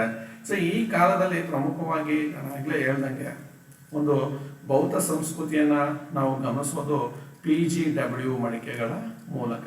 PGW ಅಂದ್ರೇನು? ಪೇಂಟೆಡ್ ಗ್ರೇವೇರ್, ಅಂದರೆ ಚಿತ್ರಿತ ಬೂದು ಬಣ್ಣದ ಮಡಿಕೆಗಳನ್ನು ನಾವು ಪ್ರಮುಖವಾಗಿ ಪರಿಗಣಿಸ್ತೀವಿ. ಸೊ ಇದಕ್ಕೆ ಉತ್ತರ ವೇದಗಳ ಕಾಲಕ್ಕೆ ಸಂಬಂಧಪಟ್ಟಂತಹ ಈ ಚಿತ್ರಿತ ಬೂದು ಬಣ್ಣದ ಮಡಿಕೆಗಳನ್ನು ಮೊಟ್ಟ ಮೊದಲಿಗೆ ಯಾವಾಗ ಪತ್ತೆ ಹಚ್ಚಲಾಯಿತು? ಸಾಮಾನ್ಯ ಶಕ 1946ರಲ್ಲಿ ಬಿ ಲಾಲ್ ಅನ್ನುವಂಥವರು, ವೆರಿ ಇಂಪಾರ್ಟೆಂಟ್ ಇದು. PGW ಮಡಿಕೆಗಳನ್ನು ಉತ್ತರ ಭಾರತದಲ್ಲಿ ಮೊಟ್ಟ ಮೊದಲು ಪತ್ತೆ ಹಚ್ಚಿದವರು ಬಿ ಲಾಲ್. ಯಾವಾಗ? ಸಾಮಾನ್ಯ ಶಕ 1946ರಲ್ಲಿ ಅವರು ಈ ಒಂದು ಮಡಿಕೆಗಳನ್ನು ಎಲ್ಲಿ ಪತ್ತೆ ಹಚ್ಚಿದ್ರು? ಸ್ಥಳ ಯಾವುದು? ಅಹಿಚಿತ್ರ. ಈ ಅಹಿಚಿತ್ರದಲ್ಲಿ ಮೊಟ್ಟ ಮೊದಲ ಬಾರಿಗೆ ಪತ್ತೆ ಹಚ್ತಾರೆ. ಆನಂತರ ಈ ಮಡಿಕೆಗಳ ಒಂದು ಸಂಶೋಧನೆ ಹೆಚ್ಚು ಮಹತ್ವವನ್ನು ಪಡ್ಕೊಳ್ಳುತ್ತೆ. ಸೊ ಈ PGW ಮಡಿಕೆಗಳು ಎಲ್ಲೆಲ್ಲಿ ಸಿಗ್ತವೆ? ಆನಂತರ PGW ಮಡಿಕೆಗಳು ಸಿಕ್ಕಂತಹ ಪ್ರಮುಖ ಸ್ಥಳಗಳು ಯಾವ್ಯಾವುದು ಅಂತ ನಾವು ನೋಡೋದಾದ್ರೆ, ಒಂದು ಹರಿಯಾಣ ವಿಭಾಗದಲ್ಲಿ ಸಿಗ್ತವೆ. ಹರಿಯಾಣ, ಇವತ್ತಿನ ಹರಿಯಾಣ ಭಾಗ ಏನಿದೆ ಅಂದರೆ ಸಟ್ಲೇಜ್ ನದಿ ಹರಿತಕ್ಕಂತಹ ಭಾಗ ಏನಿದೆ ಅಲ್ಲಿ ಇಂಡೋ ಗಂಗ್ಯಾಟಿಕ್ ಜಲವಿಭಾಜಕ ಅಂತ ಅದನ್ನು ಕರಿತೀವಿ. ಸೊ ಈ ಭಾಗಕ್ಕೆ ಸಿಂಧು ನದಿಯ ಮೇಲೂ ಅಂದರೆ ಇಂಡೋ ಗಂಗ್ಯಾಟ್ನಿಂದ ಸ್ವಲ್ಪ ಪಶ್ಚಿಮಕ್ಕೆ ಹರಿಯಾಣ ಕಂಡುಬರುತ್ತೆ. ಈ ಹರಿಯಾಣದಲ್ಲಿ ಈ ಮಡಿಕೆಗಳು ಹೆಚ್ಚಾಗಿ ಕಂಡುಬರ್ತವೆ. ಸೊ ನೆಕ್ಸ್ಟು ಸಟ್ಲೇಜ್ ಕಣಿವೆ ಇರ್ತಕ್ಕಂತಹ ಪಂಜಾಬ್ನಲ್ಲಿ ಕೂಡ ಈ ಮಡಿಕೆಗಳು ಹೆಚ್ಚಾಗಿ ಕಂಡುಬಂದಿರೋದನ್ನು ಗಮನಿಸ್ತೀವಿ. ಆನಂತರ ಮೇಲು ಗಂಗಾ ಕಣಿವೆ, ವೆರಿ ಇಂಪಾರ್ಟೆಂಟ್, ಅಪ್ಪರ್ ಗಂಗ್ಯಾಟಿಕ್ ಪ್ಲೈನ್ ಅಂತ ಕರಿತೀವಿ, ಮೇಲು ಗಂಗಾ ಕಣಿವೆ. ಸೊ ಇದು ಉತ್ತರ ಪ್ರದೇಶವನ್ನು ಒಳಗೊಳ್ಳುತ್ತೆ. ಈ ಉತ್ತರ ಅಂದರೆ ಹರಿಯಾಣ, ಪಂಜಾಬ್, ಉತ್ತರ ಪ್ರದೇಶಗಳಲ್ಲಿ ಈ PGW ಮಡಿಕೆಗಳ ಒಂದು ಬೃಹತ್ ರಾಶಿಯೇ ನಮಗೆ ಸಿಕ್ಕಿದೆ ಅಂತ ಹೇಳ್ಬೋದು. ನನ್ನ ಆರಂಭದಲ್ಲಿ ಹೇಳ್ದಂಗೆ ಸುಮಾರು 700 ಸ್ಥಳಗಳಲ್ಲಿ, ಉತ್ತರ ಭಾರತದ 700 ಸ್ಥಳಗಳಲ್ಲಿ ಈ PGW ಸಂಬಂಧಪಟ್ಟಂತಹ ಮಡಿಕೆಗಳನ್ನು ಇದುವರೆಗೂ ಪತ್ತೆ ಹಚ್ಚಲಾಗಿದೆ. ಇವೆಲ್ಲ ವೆರಿ ಇಂಪಾರ್ಟೆಂಟ್, ಚಕ್ರದಿಂದ ತಯಾರಿಸಿರ್ತಕ್ಕಂತಹ ಮಡಿಕೆಗಳು, ವೆರಿ ಇಂಪಾರ್ಟೆಂಟ್, ಚಕ್ರದಿಂದ ತಯಾರಿಸಿರ್ತಕ್ಕಂಥ ಮಡಿಕೆಗಳು. ಇವು ಬೂದಿ ಮತ್ತು ಬೂದು ಬಣ್ಣದಲ್ಲಿ ಇರೋದನ್ನು ನಾವು ಕಾಣ್ಬೋದು. ಬೂದಿ ಬಣ್ಣದಲ್ಲೂ ಇವೆ, ಸೊ ಬೂದು ಬಣ್ಣದಲ್ಲೂ ಇವೆ. ಇದರ ಮೇಲೆ ಚಿತ್ರಗಳನ್ನು ಕೆತ್ತಲಾಗಿದೆ. ಸೊ ಅದಕ್ಕೆ ಇದನ್ನು ಚಿತ್ರಿತ ಬೂದು ಕುಂಭಗಾರಿಕೆ ಅಂತ ಕರೀತಾ ಇರೋದು. ಸೊ ಇದರಲ್ಲಿ ವಿಶೇಷವಾಗಿ ಚಾಕೊಲೇಟ್ ಕಲರ್ನ ಚಿತ್ರಗಳು ಹೆಚ್ಚಾಗಿ ಬರೆದಿದ್ದಾರೆ. ಈ ಬೂದು ಬಣ್ಣದ ಮಡಿಕೆಗಳ ಮೇಲೆ ಯಾವ ಬಣ್ಣದ ಚಿತ್ರಗಳನ್ನು ಬಿಡಿಸಲಾಗಿದೆ ಅಂತಂದರೆ ಚಾಕೊಲೇಟ್ ಬಣ್ಣದ ಚಿತ್ರಗಳನ್ನು ಹೆಚ್ಚಾಗಿ ಕೆತ್ತಲಾಗಿದೆ.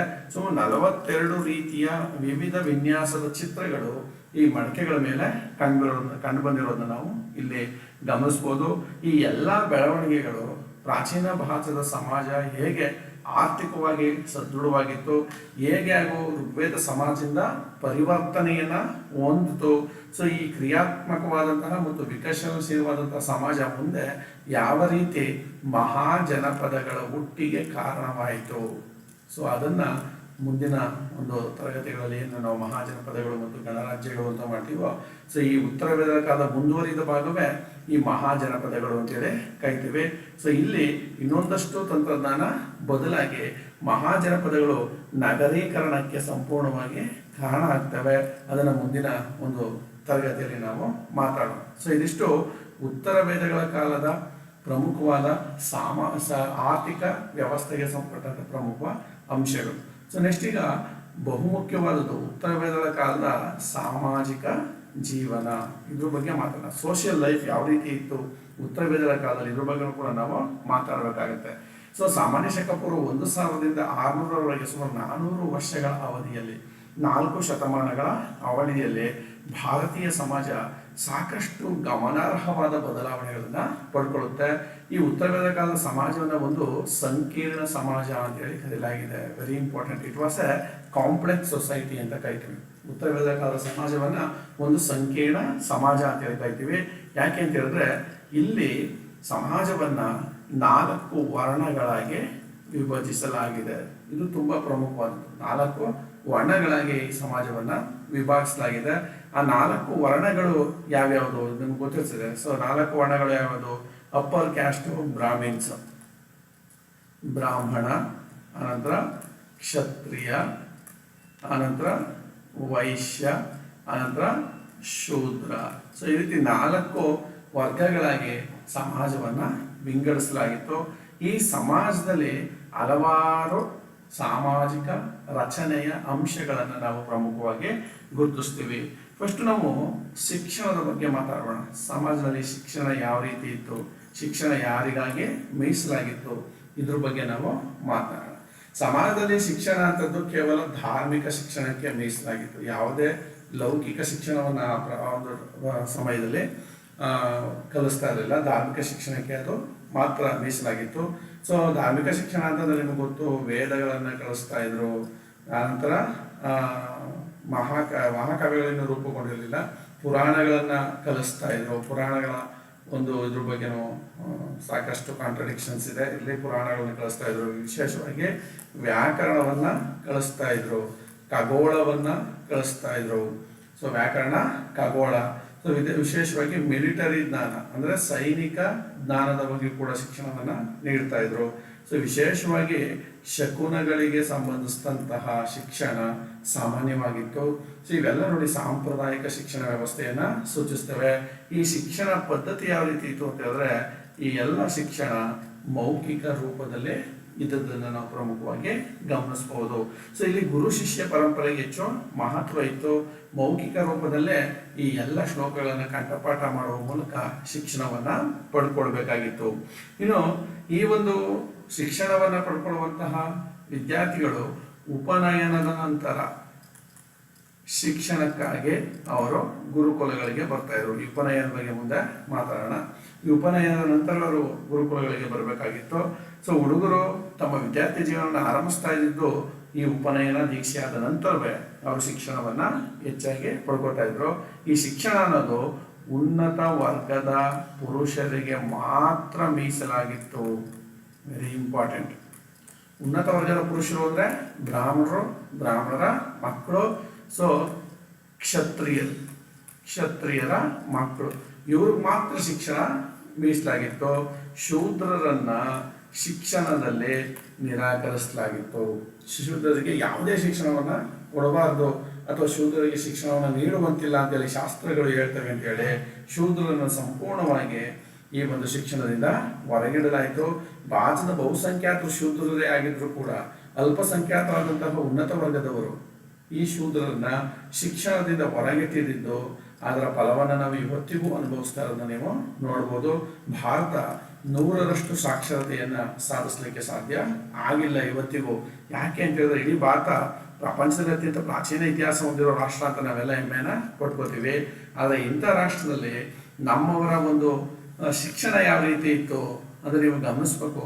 ಸಾಮಾನ್ಯ ಶಕ 15-16ನೇ ಶತಮಾನದಲ್ಲಿ ಭಾರತದಲ್ಲಿ ಅಂದರೆ ಯುರೋಪಿಯನ್ನರು ಬರುವ ಮೊದಲು ಭಾರತದಲ್ಲಿ ಶಿಕ್ಷಣ ಅಂದರೆ ವೇದಗಳ ಕಾಲದಿಂದ ಹಿಡಿದು ಸಾಮಾನ್ಯ ಶಕ 15-16ನೇ ಶತಮಾನಗಳವರೆಗೆ ಭಾರತದಲ್ಲಿ ಶಿಕ್ಷಣ ಇದ್ದಿದ್ದು ಕೇವಲ 3% ಮಾತ್ರ. ಅಂದರೆ 3% ಯಾರೋ ಈ ಉನ್ನತ ವರ್ಗದವರು ಮತ್ತು ಕ್ಷತ್ರಿಯರು ಮಾತ್ರ ಶಿಕ್ಷಣವನ್ನು ಪಡ್ಕೋತಾ ಇದ್ರು. ಸೊ ಕ್ರಮೇಣ ಕೆಲವು ಸಲ ವೈಶ್ಯರಿಗೂ ಕೂಡ ಶಿಕ್ಷಣ ಅವಕಾಶವನ್ನು ನೀಡಲಾಗಿತ್ತು. ಆದರೆ ಸಂಪೂರ್ಣವಾಗಿ ಶಿಕ್ಷಣದಿಂದ ವಂಚಿತವಾಗಿದ್ದ ಸಮುದಾಯ ಯಾವುದು ಅಂದರೆ ಶೂದ್ರ ಸಮುದಾಯ. ಇವರು ಯಾವುದೇ ಶಿಕ್ಷಣದಿಂದ ಪಡ್ಕೊಳ್ಳದೆ ಶಿಕ್ಷಣದಿಂದ ಉಳಿಯುವಂತೆ ಮಾಡಲಾಗಿತ್ತು. ಸೊ ಹಾಗಾಗಿ 3% ಒಂದು ಸಾಕ್ಷರತೆ ನೋಡ್ತೀವಿ. ಸೊ ಯುರೋಪಿಯನ್ರು ಬಂದು 1947ರಲ್ಲಿ ಭಾರತಕ್ಕೆ ಸ್ವಾತಂತ್ರ್ಯ ಕೊಟ್ಟು ಬ್ರಿಟಿಷ್ರು ಭಾರತದಿಂದ ಹೋಗ್ಬೇಕಾದ್ರೆ ಭಾರತದ ಸಾಕ್ಷರತೆ ಕೇವಲ 12% ಇತ್ತು. ನೋಡಿ, ವಿಶ್ವಗುರು ಭಾರತ ಅಂತ ನಾವು ಹೇಳ್ಕೊತೀವಿ. ಆ ವಿಶ್ವಗುರು ಭಾರತದಲ್ಲಿ ಬಹುಸಂಖ್ಯಾತ ಶೂದ್ರನ ಶಿಕ್ಷಣದಿಂದ ಹೊರಗಿಟ್ಟಿರೋದ್ರಿಂದ 20ನೇ ಶತಮಾನದ ಮಧ್ಯಭಾಗದವರೆಗೂ ಭಾರತದ ಸಾಕ್ಷರತೆ ಕೇವಲ ಎಷ್ಟು ಪರ್ಸೆಂಟ್ ಇತ್ತು? ಕೇವಲ 12% ಇತ್ತು. ಇದು ಅತ್ಯಂತ ಶೋಚನೀಯ ಸ್ಥಿತಿ. ಪ್ರಪಂಚದ ಯಾವುದೇ ರಾಷ್ಟ್ರ ಮುಂದುವರಿಬೇಕಾದ್ರೆ ಶಿಕ್ಷಣ ಅತ್ಯಂತ ಪ್ರಮುಖ. ಅಂತಹ ಒಂದು ಸಂದಿಗ್ಧ ಸಮಯದಲ್ಲಿ ಭಾರತದ ಜನರ ಸಾಕ್ಷರತಾ ಪ್ರಮಾಣ 12% ಅಂದರೆ ನೀವು ಯೋಚನೆ ಮಾಡಬೇಕು. 3%ಇಂದ 12% ಅಂದರೆ ಬ್ರಿಟಿಷರ ಅವಧಿಯಲ್ಲಿ 9% ಶಿಕ್ಷಣ ಹೆಚ್ಚಾಗಿದೆ ಅಷ್ಟೇ. ಸೊ ಬ್ರಿಟಿಷರು ಎಲ್ರಿಗೂ ಶಿಕ್ಷಣವನ್ನು ತಲುಪಿಸ್ಲಿಲ್ಲ. ಯಾಕೆಂದ್ರೆ ನಾವು ಶೂದ್ರರು ಯಾರು ಶಿಕ್ಷಣ ಕಲಿಯಕ್ಕೆ ಹೋಗ್ತಾನೆ ಇರಲಿಲ್ಲ. ಭಯ, ಎಲ್ಲಿ ಹೋದ್ರೆ ನಮ್ಮ ಮೇಲೆ ನಿಂದನೆಗಳು ಬರ್ತವೋ, ಹೊಡಿತಾರೋ, ಬಹಿರಂಗವಾಗಿ ಚಡಿಯೇಟ ಶಿಕ್ಷೆ ಸಿಗಬೇಕಾಗುತ್ತೋ ಅಂತ. ಸೊ ಎಲ್ಲಿ ಬ್ರಿಟಿಷರು ಆಶ್ವಾಸನೆ ಕೊಡ್ತಾ ಇದ್ರು, ವಿಶೇಷವಾಗಿ ಪ್ರಮುಖವಾದಂಥ ನಗರಗಳಲ್ಲಿ ಬ್ರಿಟಿಷರು ಇದ್ದಾಗ ಭಾರತದಲ್ಲಿ ಎಷ್ಟು ಮಹಾನಗರಗಳಿದ್ವು ಅಲ್ಲಿ ಮಾತ್ರ ಶಿಕ್ಷಣ ಜರುಗ್ತಾ ಇತ್ತು. ಸಂಪೂರ್ಣ ಭಾರತ ಏನಿದೆ ಅಂದರೆ ಹಳ್ಳಿಗಳ ಭಾರತ ಸಂಪೂರ್ಣ ಶಿಕ್ಷಣದಿಂದ ವಿಮುಖವಾಗಿತ್ತು. ಹಳ್ಳಿಲಿ ಒಬ್ಬನೋ ಇಬ್ಬನೋ ಓದ್ತಿದ್ದವರು ಅಂದರೆ ಅವರು ಬ್ರಾಹ್ಮಣರು ಇರಬೇಕು. ಹಳ್ಳಿಲೂ ಕೂಡ ದೇವಸ್ಥಾನಗಳು ಪೂಜೆ ಮಾಡ್ತಕ್ಕಂಥ ಪೂಜಾರಿಗಳು ಮಾತ್ರ ವಿಧಿಯನ್ನು ಕಲಿತಾ ಇದ್ರು. ಈ ಒಂದು ನಿಕೃಷ್ಟ ಸ್ಥಿತಿಯನ್ನು ನಾವು ಅರ್ಥ ಮಾಡ್ಕೊಳ್ಬೇಕಾದ್ರೆ ಉತ್ತರ ವೇದಗಳ ಕಾಲದಿಂದ ಆ ಒಂದು ಶಿಕ್ಷಣದ ತಳಹದಿ ಯಾವ ರೀತಿ ಇತ್ತು ಅನ್ನೋದನ್ನು ನಾವು ಸರಿಯಾಗಿ ಅರ್ಥ ಮಾಡ್ಕೊಳ್ಬೇಕಾಗುತ್ತೆ. ಇದಿಷ್ಟು ಶಿಕ್ಷಣದ ಬಗ್ಗೆ ನಾವು ಪ್ರಮುಖವಾಗಿ ಉತ್ತರ ವೇದಗಳ ಕಾಲದಲ್ಲೇ ತಿಳ್ಕೊಂಡ್ವಿ. ಇನ್ನು ಉತ್ತರ ವೇದಗಳ ಕಾಲದ ಸಮಾಜದಲ್ಲಿ ಆರ್ಯರು ಅವರ ಪ್ರಮುಖ ಆಹಾರ ಧಾನ್ಯಗಳು ಏನಾಗಿದ್ವು? ಸೊ ಆಲ್ರೆಡಿ ಹೇಳಿದ್ದೀನಿ, ಅದನ್ನು ಬಾರ್ಲಿ, ಗೋಧುಮ, ಭತ್ತ ಅಂತೇಳಿ ಕಾಯ್ತಾ ಇದ್ರು. ಇವು ಪ್ರಮುಖ ಆಹಾರ ಧಾನ್ಯಗಳಿದ್ವು. ಹಾಲು ಮತ್ತು ಹಾಲಿನ ಉತ್ಪನ್ನಗಳನ್ನು ಬಳಸ್ತಾ ಇದ್ರು. ಸೊ ಡೈರಿ ಪ್ರಾಡಕ್ಟ್ಸ್ ಅಂದರೆ ಮೊಸರು, ಬೆಣ್ಣೆ, ಮಜ್ಜಿಗೆ ಇವುಗಳನ್ನು ಬಳಸ್ತಾ ಇದ್ರು ಅಂತ ನಾವಿಲ್ಲಿ ಗಮನಿಸ್ಬೋದು. ಸೊ ನೆಕ್ಸ್ಟು ಪ್ರಮುಖವಾಗಿ ಇವರ ಆಹಾರಗಳನ್ನು ಒಂದಷ್ಟು ಉತ್ತರ ವೇದದ ಕಾಲದ ಗ್ರಂಥಗಳಲ್ಲಿ ಉಲ್ಲೇಖಿಸಲಾಗಿದೆ. ಸೊ ಉದಾಹರಣೆಗೆ ಒಂದು ಅಪೂಪ ಅಂತ. ಅಪೂಪ ಏನು ಅಪೂಪ ಅಂತಂದ್ರೆ, ಅಪೂಪ ಅಂದ್ರೆ ಗಂಜಿ. ಅಪೂಪ ಅಂದ್ರೆ ಗಂಜಿ. ಸೊ ಇನ್ನೊಂದು ಕರಂಬ. ಸೊ ಕರಂಬ ಅನ್ನೋದು ಮೋಸ್ಟ್ಲಿ ಇದು ಬಾರ್ಲಿ ಗಂಜಿ ಇರಬೇಕು. ಇದೊಂದು ತಿಳಿ ಗಂಜಿ ಅಂತೇಳಿ ಗುರುತಿಸಲಾಗಿದೆ. ತಿಳಿಯಾದ ಗಂಜಿ ಮಾಡ್ತಾ ಇದ್ರು, ಇದಕ್ಕೆ ಕರಂಬ ಅಂತೇಳಿ ಕರೀತಾ ಇದ್ರು. ಸೊ ಇನ್ನೊಂದು ಪ್ರಮುಖವಾಗಿ ಯವಗು ಅನ್ನುವಂತಹ ಖಾದ್ಯ ಇದೆ. ಯವಗು. ಸೊ ಯವಗು ಅನ್ನುವಂತಹ ಒಂದು ಖಾದ್ಯವನ್ನು ಕೂಡ ಅಲ್ಲಿ ಉಲ್ಲೇಖಿಸಲಾಗಿದೆ. ಸೊ ಈ ರೀತಿ ಜೊತೆಗೆ ಅಕ್ಕಿ, ಬಾರ್ಲಿ, ಹಾಲು, ನೀರು ಮತ್ತೆ ತುಪ್ಪದಲ್ಲಿ ಬೇಯಿಸ್ತಾ ಇದ್ದಂತಹ ಉತ್ಪನ್ನಗಳನ್ನು ಅವರು ತಿಂತಾ ಇದ್ರು ಅನ್ನೋದನ್ನ ನಾವಿಲ್ಲಿ ಗಮನಿಸ್ಬೋದು. ಸುರ ಮತ್ತು ಸೋಮಗಳ ಉಲ್ಲೇಖ ಕೂಡ ಇಲ್ಲಿ ಮುಂದುವರಿಯುತ್ತದೆ. ವೇದದಲ್ಲಿ ಸೇರಿಸ್ತಾ ಇದ್ದಂಥ ಪಾನೀಯಗಳು ಸೋಮ ಮತ್ತು ಸುರ ಅಂತ ನಾವೇನು ನೋಡ್ತೀವಿ, ಅದೇ ಥರದ ಪಾನೀಯಗಳನ್ನು ಉತ್ತರ ವೇದದ ಕಾಲದಲ್ಲಿ ಸುರ ಮತ್ತು ಸೋಮ ಎಂಬ ಪಾನೀಯಗಳನ್ನು ಅವರು ಸೇವಿಸ್ತಾ ಇದ್ರು ಅನ್ನೋದು ನಮಗೆ ಗೊತ್ತಾಗುತ್ತೆ. ಜೊತೆಗೆ ಇಲ್ಲಿ ಹತ್ತಿ ಮತ್ತು ಉಣ್ಣೆಯ ಉಡುಪುಗಳನ್ನು ಧರಿಸ್ತಾ ಇದ್ರು. ಹತ್ತಿ ಮತ್ತು ಉಣ್ಣೆ ಉಡುಪುಗಳು ಸಾಮಾನ್ಯವಾಗಿತ್ತು. ಕೆಲವು ಕಡೆ ಚರ್ಮದ ಉಡುಪುಗಳನ್ನು ಧರಿಸಿರ್ತಕ್ಕಂತಹ ಉಲ್ಲೇಖಗಳು ನಮಗೆ ಕಂಡುಬರ್ತವೆ. ಸೊ ಇದರ ಜೊತೆಗೆ ಚರ್ಮದ ಚಪ್ಪಲಿಗಳನ್ನು ಕಾಲಿಗೆ ಬಳಸ್ತಾ ಇದ್ರು ಅನ್ನುವಂಥ ಉಲ್ಲೇಖ ನಮಗೆ ಉತ್ತರ ವೇದದ ಕಾಲದಲ್ಲಿ ದೊರೆಯೋದನ್ನ ಪ್ರಮುಖವಾಗಿ ಗಮನಿಸ್ಬೋದು. ಸೊ ನೆಕ್ಸ್ಟು ಪ್ರಮುಖವಾಗಿ ಕೆಲವು ಆಭರಣಗಳನ್ನು ಬಳಸ್ತಾ ಇದ್ರು, ತಾಯಿತಗಳನ್ನು ಕಟ್ಕೊಳ್ತಾ ಇದ್ರು. ದುಷ್ಟ ಶಕ್ತಿಗಳ ರಕ್ಷಣೆಗಾಗಿ ತಾಯತಗಳನ್ನು ಕಟ್ಟುವಂಥ ಪರಂಪರೆ ಇತ್ತು. ಸೊ ಮಾನವನ ಭಯ ದುಷ್ಟಶಕ್ತಿಗಳ ನಂಬಿಕೆಗೆ ಕಾರಣವಾಗಿ ಆ ದುಷ್ಟಶಕ್ತಿಗಳ ನಿವಾರಣೆಗೆ ಏನು ಕಟ್ಕೋತಾ ಇದ್ರು, ತಾಯತಗಳನ್ನು ಕಟ್ಕೋತಾ ಇದ್ರು. ಇವತ್ತಿಗೂ ನಮ್ಮ ಸಮಾಜದಲ್ಲಿ ಈ ತಾಯತಗಳನ್ನು ಕಟ್ಕೊಳ್ಳುವಂತಹ ಒಂದು ಪರಂಪರೆ ಇವತ್ತಿಗೂ ಕೂಡ ಹೋಗ್ತಾ ಇರೋದನ್ನ ನಾವು ಗಮನಿಸ್ಬೋದು. ಸೊ ಉತ್ತರ ವೇದದ ಕಾಲದ ಸಮಾಜದ ಶಿಕ್ಷಣ ಮತ್ತೆ ಉತ್ತರ ವೇದದ ಕಾಲದ ಆಹಾರ ಪದ್ಧತಿ ಬಳಸ್ತಾ ಇದ್ದಂಥ ಪ್ರಮುಖ ಉಡುಪುಗಳ ಬಗ್ಗೆ ನಾವು ಮಾತಾಡಿದ್ವಿ. ಸೊ ಇಲ್ಲಿ ಪ್ರಮುಖವಾಗಿ ಉತ್ತರ ವೇದಗಳ ಕಾಲದ ಒಂದು ಮನರಂಜನೆ ಯಾವ ರೀತಿ ಇತ್ತು, ಮನರಂಜನೆಗಾಗಿ ಅವ್ರು ಏನು ಮಾಡ್ತಾ ಇದ್ರು. ಸೊ ಇವರು ಉತ್ತರ ವೇದದ ಕಾಲದಲ್ಲಿ ಮನರಂಜನೆಗಾಗಿ ಏನೇನ ಬಳಸ್ತಾ ಇದ್ರು, ರಥಗಳ ಓಟವನ್ನು ಏರ್ಪಡಿಸ್ತಾ ಇದ್ರು. ರಥಗಳ ಓಟವನ್ನು ಏರ್ಪಡಿಸ್ತಾ ಇದ್ರು. ಸೊ ಆನಂತರ ಪ್ರಮುಖವಾಗಿ ಪಗಡೆ ಆಡ್ತಾ ಇದ್ರು. ದಾಳ ಅಂತ ನಾವೇನು ಕರಿತೀವಿ, ಪಗಡೆ ಆಡೋದು. ಸೊ ಧರ್ಮರಾಯ ಫೇಮಸ್ ಆಗಿ ಅವ್ನ ಕಾಡು ಓದೋದನ್ನ ನೀವು ನೋಡ್ತೀರಿ. ಜೊತೆಗೆ ಸಂಗೀತ, ನೃತ್ಯ ರೂಢಿಯಲ್ಲಿ ಇದ್ವು. ಸಂಗೀತ ಮತ್ತು ನೃತ್ಯ ರೂಢಿಯಲ್ಲಿ ಇದನ್ನು ನಾವು ಗಮನಿಸ್ತೀವಿ. ಹಲವಾರು ಸಂಗೀತ ಉಪಕರಣಗಳನ್ನು ಇಲ್ಲಿ ಬಳಸ್ತಾ ಇದ್ರು. ಸೊ ಉದಾಹರಣೆಗೆ ಡೋಲುಗಳನ್ನು ಬಳಸ್ತಾ ಇದ್ದು, ಕೊಳಲುಗಳನ್ನು ಬಳಸಿದ್ದಾರೆ. ಸೊ ಅದೇ ಥರ ತಂತಿಯ ವೀಣೆಗಳನ್ನು ಬಳಸಿರ್ತಕ್ಕಂಥ ಉದಾಹರಣೆ ನಮಗೆ ಕಂಡುಬರುತ್ತೆ. ಸೊ ಇಲ್ಲಿ ಉತ್ತರ ವೇದದ ಕಾಲದಲ್ಲಿ ಒಂದು ಪದ ಇದೆ, ವಂಶನರ್ತಿನ್ ಅಂತ. ಸೊ ಇದನ್ನ ನೀವು ಪರಿಗಣಿಸ್ಬೇಕು. ವಂಶನರ್ತಿನ್ ಅಂದ್ರೆ ಏನು? ಕೊಳಲಿನೊಂದಿಗೆ ನೃತ್ಯ ಮಾಡುವವರನ್ನ ವಂಶನರ್ತಿನ್ ಅಂತೇಳಿ ಕರೀತಾ ಇದ್ರು ಅನ್ನುವಂತಹ ಒಂದು ಕಲಾತ್ಮಕ ಪ್ರದರ್ಶನಗಳಲ್ಲಿ ಜರುಗ್ತಾ ಇದ್ವು ಅನ್ನೋದನ್ನ ನಾವಿಲ್ಲಿ ಪ್ರಮುಖವಾಗಿ ಪರಿಗಣಿಸ್ತೀವಿ. ಸೊ ಇನ್ನು ಉತ್ತರ ವೇದಗಳ ಕಾಲದ ಸಮಾಜದಲ್ಲಿ ಪ್ರಮುಖವಾಗಿ ನಾವು ಆ ಸಾಮಾಜಿಕ ಶ್ರೇಣಿಯನ್ನು ಗಮನಿಸಿದಾಗ ಅತ್ಯಂತ ಪ್ರಭಾವಿ ವರ್ಗ ಯಾವುದು ಅಂದರೆ ಪುರೋಹಿತರು ಅಥವಾ ಬ್ರಾಹ್ಮಣರು. ಇವ್ರನ್ನ ಅತ್ಯಂತ ಪುರೋಹಿತರು, ಪ್ರಭಾವಶಾಲಿಗಳು, ಶಕ್ತಿಶಾಲಿ ವರ್ಗ ಅಂತ ಹೇಳ್ತಾ ಇದ್ದೀವಿ. ಸೊ ಇವರು ವೇದಾಧ್ಯಯನದಲ್ಲಿ ತೊಡಗ್ತಾ ಇದ್ರು. ವೇದಗಳನ್ನು ಓದೋದು, ಅದು ಅಧ್ಯಯನ ಮಾಡೋದ್ರ ಕೆಲಸ. ನೆಕ್ಸ್ಟು ಕ್ಷತ್ರಿಯರು, ಇವರು ರಾಜ್ಯ ರಕ್ಷಣೆಗಾಗಿ ಹೋರಾಡ್ತಾ ಇದ್ರು. ವೈಶ್ಯರು ವ್ಯಾಪಾರವನ್ನ ಮಾಡ್ತಾ ಇದ್ರು. ಸೊ ಇವರೆಲ್ಲರ ಸೇವೆ ಮಾಡೋದು ಯಾರ ಕೆಲಸ ಅಂದ್ರೆ ಶೂದ್ರರ ಕೆಲಸ. This is the Chaturvarna system. ಚತುರ್ವರ್ಣ ಪದ್ಧತಿಯ ಪ್ರಕಾರ ಪುರೋಹಿತರು ವೇದಾಧ್ಯಯನವನ್ನು ಮಾಡಬೇಕು, ಕ್ಷತ್ರಿಯರು ಹೋರಾಟವನ್ನು ಮಾಡಬೇಕು, ವೈಶ್ಯರು ಕೃಷಿ ಕಾರ್ಯ ಮತ್ತು ವ್ಯಾಪಾರದಲ್ಲೇ ತೊಡಗಬೇಕು. ಈ ಮೇಲಿನ 3 ವರ್ಗಗಳ ಸೇವೆಯನ್ನ ಶೂದ್ರ ಮಾಡಬೇಕು ಅನ್ನುವಂತಹ ಒಂದು ಕಟ್ಟುನಿಟ್ಟಿನ ಸಂಕೀರ್ಣ ಸಾಮಾಜಿಕ ವ್ಯವಸ್ಥೆ ಉತ್ತರ ವೇದದ ಕಾಲದಲ್ಲಿ ರೂಢಿಯಲ್ಲಿತ್ತು ಅನ್ನೋದನ್ನು ನಾವಿಲ್ಲಿ ಪ್ರಮುಖವಾಗಿ ಗಮನಿಸ್ಬೋದು. ಸೊ ಈ ಒಂದು ಪುರುಷ ಸೂಕ್ತದ 10ನೇ ಮಂಡಲ ಏನಿದೆ, ಋಗ್ವೇದದ 10ನೇ ಮಂಡಲ ಪುರುಷ ಸೂಕ್ತದಲ್ಲಿ ಈ ಚಾತುರ್ವರ್ಣ ವ್ಯವಸ್ಥೆಯ ಉಲ್ಲೇಖವನ್ನ ನಾವು ಕಾಣಬಹುದು. ಸೊ ಅಲ್ಲಿ ವಿರಾಟ ಪುರುಷ ಅಥವಾ ಆದಿಪುರುಷ ಅಥವಾ ಬ್ರಹ್ಮನ ತಲೆಯಿಂದ ಬ್ರಾಹ್ಮಣರು, ಬ್ರಹ್ಮನ ಭುಜದಿಂದ ಕ್ಷತ್ರಿಯರು, ಬ್ರಹ್ಮನ ತೊಡೆಯಿಂದ ವೈಶ್ಯರು, ಆದಿಪುರುಷನ ಪಾದಗಳಿಂದ ಶೂದ್ರರ ಉಗಮವಾಗಿದೆ. ಸೊ ಅಂತೇಳಿ ಶೂದ್ರಗಳನ್ನ ಈ ಒಂದು ಸೇವಾ ವರ್ಗಕ್ಕೆ ಸೇರಿಸಲಾಗಿತ್ತು. ಈ ಪರಿಕಲ್ಪನೆ ಮುಂದೆ ಮಹಾಭಾರತದಲ್ಲೂ ಮುಂದುವರೆದಿದೆ, ರಾಮಾಯಣದಲ್ಲೂ ಮುಂದುವರೆದಿದೆ. ಸೊ ಆನಂತರ ಬೃಹದಾರಣ್ಯಕ ಉಪನಿಷತ್ನಲ್ಲೂ ಮುಂದುವರೆದಿದೆ.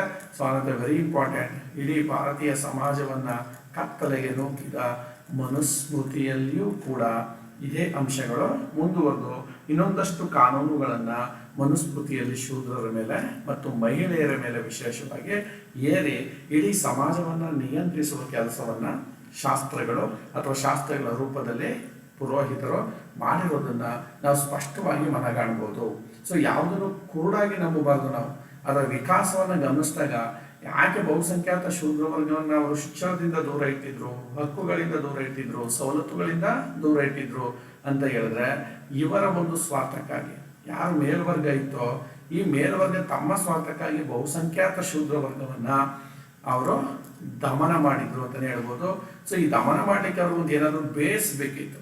ಆ ಬೇಸನ್ನು ಯಾವುದರಿಂದ ಕಂಡು ಹಿಡ್ಕೊಂಡ್ರು ಅಂತ ಹೇಳಿದ್ರೆ ವೇದಗಳ ಕಾಲದಿಂದ, ಉತ್ತರ ವೇದಗಳ ಕಾಲದಿಂದ ಎಸ್ಪೆಷಲಿ ಆದಿಪುರುಷನ ಹೆಸರು ಹೇಳಿ ಆದಿಪುರುಷ ರಚಿಸಿದಂತಹ ಶ್ಲೋಕಗಳು ಮುಂದೆ ಮನು ಎಂಬ ಋಷಿಗೆ ಬಂದು ಮನು ಋಷಿ ಸಾಮಾಜಿಕ ರಚನೆ ಯಾವ ರೀತಿ ಇರಬೇಕು ಅನ್ನುವಂತಹ ನಿಟ್ಟಿನಲ್ಲಿ ಬರೆದಂತಹ ಮನುಸ್ಮೃತಿಯನ್ನ ಒಂದು ಕಾನೂನು ಸಮಿತಿಯಾಗಿ ಇಟ್ಕೊಂಡು, ಅಂದ್ರೆ ಅವತ್ತು ಏನು ರಾಜರು ಆಳ್ವಿಕೆ ಮಾಡ್ತಾ ಇದ್ರು ಆ ರಾಜರಿಗೆ ಸಂವಿಧಾನ ಯಾವುದು ನೋಡಿ. ಈಗ ನಾವೆಲ್ಲ ಪ್ರಜಾಪ್ರಭುತ್ವದಲ್ಲಿದ್ದೀವಿ, ನಮಗೆ ಸಂವಿಧಾನ ಡೆಮೋಕ್ರೆಟಿಕ್ ಪಾಲಿಸಿಗಳನ್ನ ಕೊಡುತ್ತೆ. ಸೊ ಅವತ್ತಿನ ರಾಜರಿಗೆ ಸಂವಿಧಾನ ಯಾವುದಾಗಿತ್ತು ಅಂದ್ರೆ ಮನುಸ್ಮೃತಿ. ಸೊ ಈ ಮನುಸ್ಮೃತಿ ಭಾರತೀಯ ಸಮಾಜದ ಅನಿಷ್ಟ ಪದ್ಧತಿಗಳಿಗೆ ಮೂಲ ಬೇರುಗಳನ್ನು ಹಾಕೊಡ್ತು ಅಂತ ನಾವಿಲ್ಲಿ ತಿಳ್ಕೊಳ್ಬೋದು. ಸೊ ನೆಕ್ಸ್ಟು ಪ್ರಮುಖವಾಗಿ ನಾವು ಏನು ನೋಡ್ತೀವಿ ಅಂತ ಹೇಳಿದ್ರೆ ಈ ಉಪನಯನ ಅನ್ನುವಂತಹ ಸಮಾರಂಭ. ಆಗಲೇ ಹೇಳಿದೆ, ಉಪನಯನ ಅನ್ನುವಂಥ ಒಂದು ಹೊಸ ಸಮಾರಂಭ ಉತ್ತರ ವೇದಗಳ ಕಾಲದಲ್ಲೇ ಪ್ರಾರಂಭ ಆಯಿತು. ಮಗುವಿನ 8ನೇ ವಯಸ್ಸಿಗೆ ಈ ಉಪನಯನವನ್ನು ಮಾಡ್ತಾ ಇದ್ರು. ಈ ಉಪನಯನವನ್ನು ಮಾಡಿದ ನಂತರವೇ ಅವನು ವಿದ್ಯಾಭ್ಯಾಸಕ್ಕಾಗಿ ತೆರಳ್ತಾ ಇದ್ದ. ವಿಶೇಷವಾಗಿ ಉಪನಯನ ಆಗ್ತಾ ಇದ್ದು ಪುರೋಹಿತ ವರ್ಗದವರಿಗೆ, ಅಂದರೆ ಬ್ರಾಹ್ಮಣರಲ್ಲಿ ಈ ಉಪನಯನ ಸಾಮಾನ್ಯವಾಗಿತ್ತು. ಸೊ ಈ ಉಪನಯನ ಮಾಡಿಕೊಂಡ ನಂತರವೇ ಅವರನ್ನ ದ್ವಿಜ ಅಂತ ಕರೀತಾ ಇದ್ರು. ದ್ವಿಜ ಅಂದರೆ 2 ಬಾರಿ ಜನಿಸಿದವನು ಅಂತ. ಸೊ ಅಂತರ ಈ ಜನಿವಾರವನ್ನು ಧರಿಸ್ಕೊಳ್ಳೋ ಹಕ್ಕನ್ನು ಕ್ಷತ್ರಿಯರಿಗೂ ಮತ್ತು ವೈಶ್ಯರಿಗೂ ನೀಡಲಾಗಿತ್ತು. ಶೂದ್ರರನ್ನ ಇದನ್ನು ಸಂಪೂರ್ಣವಾಗಿ ವಿಮುಖಗೊಳಿಸಲಾಯಿತು. ಸೊ ಈ ರೀತಿ ಉಪನಯನ ಸಮಾರಂಭ ಮಾಡಿ ವ್ಯಕ್ತಿ ಯಾವಾಗ ಶಿಕ್ಷಣಕ್ಕೆ ಹೋಗ್ತಾ ಇದ್ದೋ ಆನಂತರ ವ್ಯಕ್ತಿಯ ಜೀವನವನ್ನು ಆಶ್ರಮ ವ್ಯವಸ್ಥೆಗೆ ಒಳಪಡಿಸಲಾಯಿತು. ವೆರಿ ಇಂಪಾರ್ಟೆಂಟ್, ಆಶ್ರಮ ವ್ಯವಸ್ಥೆ. ಏನಿದು ಆಶ್ರಮ ವ್ಯವಸ್ಥೆ ಅಂದರೆ ಮನುಷ್ಯನ ಜೀವನವನ್ನು 4 ಭಾಗಗಳಾಗಿ ವಿಂಗಡಿಸಿ, ಸೊ ಅವನ ಮೊದಲ ಜೀವನದ 25 ವರ್ಷಗಳನ್ನು ಬ್ರಹ್ಮಚರ್ಯ ಅಂತ ಕರೆದು 25 ವರ್ಷಗಳು. ಸೊ ಆನಂತರ 25 ವರ್ಷಗಳು ಗೃಹಸ್ಥಾಶ್ರಮದಲ್ಲಿ ಆತ ಕಲಿಬೇಕಾಯಿತು. ಆನಂತರ 25 ವರ್ಷಗಳು ಆತ ವಾನಪ್ರಸ್ಥ ಅಂದರೆ ಕಾಡಿಗೆ ಹೋಗಿ ಆತ ಆಧ್ಯಾತ್ಮಿಕ ಸಾಧನೆಗಳನ್ನು ಮಾಡಬೇಕಿತ್ತು. ಸೊ ಆನಂತರ ಸನ್ಯಾಸ. ಸೊ ಇದು ತಾನು ವಾನಪ್ರಸ್ಥಾಶ್ರಮದಲ್ಲಿ ಕಂಡುಕೊಂಡಂಥ ಸತ್ಯಗಳನ್ನು ಸಮಾಜಮುಖಿ ಕೆಲಸ ಮಾಡೋಕ್ಕೆ ಈ ಸನ್ಯಾಸ ಒಂದು ಜೀವನವನ್ನು ಆತ ಮುಡುಪಾಗಿರ್ಬೇಕಾಯಿತು ಅನ್ನುವಂಥ 4 ಜೀವನದ ಹಂತಗಳನ್ನು ನಾವಿಲ್ಲಿ ಗುರುತಿಸ್ತೀವಿ. ಸೊ ಇಲ್ಲಿ ಪ್ರಮುಖವಾಗಿ ಆಶ್ರಮ ವ್ಯವಸ್ಥೆಯ ಆರಂಭಿಕ ಉಲ್ಲೇಖ ನಮ್ಗೆ ಯಾವುದ್ರಲ್ಲಿ ಕಂಡುಬರುತ್ತೆ ಅಂತ ಹೇಳಿದ್ರೆ ಐತರೇಯ ಬ್ರಾಹ್ಮಣದಲ್ಲಿ ಕಂಡುಬರುತ್ತೆ.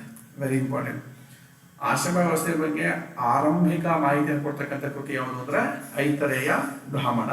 ಸೊ ಈ ಐತರೇಯ ಬ್ರಾಹ್ಮಣದಲ್ಲಿ ಕೇವಲ 3 ಆಶ್ರಮಗಳ ಬಗ್ಗೆ ಮಾತ್ರ ಮಾಹಿತಿ ಇದೆ. ಅಂದರೆ 3 ಆಶ್ರಮ ಯಾವುದು? ಬ್ರಹ್ಮಚರ್ಯ, ಗೃಹಸ್ಥ, ವಾನಪ್ರಸ್ಥ. ಸೊ ಆ ನಂತರ ಬರ್ತಕ್ಕಂಥ ಚಾಂದೋಗ್ಯ ಉಪನಿಷತ್ ಅಂತ ನಾವೇನು ಕರಿತೀವಿ, ಚಾಂದೋಗ್ಯ ಉಪನಿಷತ್ನಲ್ಲೂ ಕೂಡ 3 ಆಶ್ರಮಗಳ ಬಗ್ಗೆ ಮಾತನಾಡಿದ್ದಾರೆ. ಸೊ 4 ಆಶ್ರಮಗಳ ಬಗ್ಗೆ ಮೊಟ್ಟ ಮೊದಲ ಬಾರಿಗೆ ಮಾಹಿತಿ ಕೊಡೋ ಕೃತಿ ಯಾವುದು ಅಂತ ಹೇಳಿದ್ರೆ ಜಾಬಲ ಉಪನಿಷತ್. ಸೊ ವೆರಿ ಇಂಪಾರ್ಟೆಂಟ್, ಇದು ಪ್ರಮುಖವಾಗಿ ನೀವು ಪರಿಗಣಿಸಬೇಕು. 4 ಆಶ್ರಮಗಳ ಬಗ್ಗೆ ಮಾಹಿತಿ ಕೊಡ್ತಕ್ಕಂಥ ಮೊಟ್ಟ ಮೊದಲ ಕೃತಿ ಯಾವುದಾಗಿತ್ತು ಅಂದರೆ ಜಾಬಲ ಉಪನಿಷತ್. ಈ ಥರ ಒಂದು ಆಶ್ರಮ ವ್ಯವಸ್ಥೆ ಉತ್ತರ ವೇದ ಕಾಲದಲ್ಲಿ ಪ್ರಾರಂಭ ಆಗಿರೋದನ್ನು ನಾವಿಲ್ಲಿ ಗಮನಿಸ್ಬೋದು. ಸೊ ನೆಕ್ಸ್ಟು ಉತ್ತರ ವೇದ ಕಾಲದ ಒಂದು ವೈವಾಹಿಕ ಪದ್ಧತಿಯನ್ನ ನಾವು ನೋಡೋದಾದ್ರೆ, ಸೊ ಇಲ್ಲಿ ಉತ್ತರ ವೇದ ಕಾಲದಲ್ಲಿ ಗೋತ್ರ ಅನ್ನುವಂತಹ ಒಂದು ಸಾಮಾಜಿಕ ಪದ್ಧತಿ ಪ್ರಾರಂಭ ಆಗಿತ್ತು. ಗೋತ್ರ ಅನ್ನುವಂತಹ ಆಧಾರದ ಮೇಲೆ, ಗೋತ್ರ ಅನ್ನೋ ಪದ ಗೋ ಅನ್ನುವ ಪದದಿಂದ ಬಂದಿರೋದನ್ನು ನಾವು ಕಾಣ್ಬೋದು. ಸೊ ಈ ಗೋತ್ರ ಅನ್ನೋದು ಪುರೋಹಿತರ ಒಂದು ಹಲವು ವರ್ಗಗಳನ್ನು ಸೂಚಿಸ್ತಾ ಇತ್ತು. ಸಗೋತ್ರದಲ್ಲಿ ವಿವಾಹವನ್ನು ನಿಷೇಧಿಸಲಾಗಿತ್ತು. ಒಂದೇ ಗೋತ್ರದವರು ಮದುವೆ ಆಗುವಂತೆ ಇರಲಿಲ್ಲ. ಸೊ ವರ್ಣ ವ್ಯವಸ್ಥೆಗೆ ಪ್ರಮುಖವಾಗಿ ಯಾರು ಒಳಪಡೋದಿಲ್ಲ, ಈ ಗೋತ್ರ ಪದ್ಧತಿ ಯಾರು ಅನುಸರಿಸೋದಿಲ್ವೋ ಅವ್ರನ್ನ ನಿಷಾದರು ಅಂತ ಕರೀತಾ ಇದ್ರು.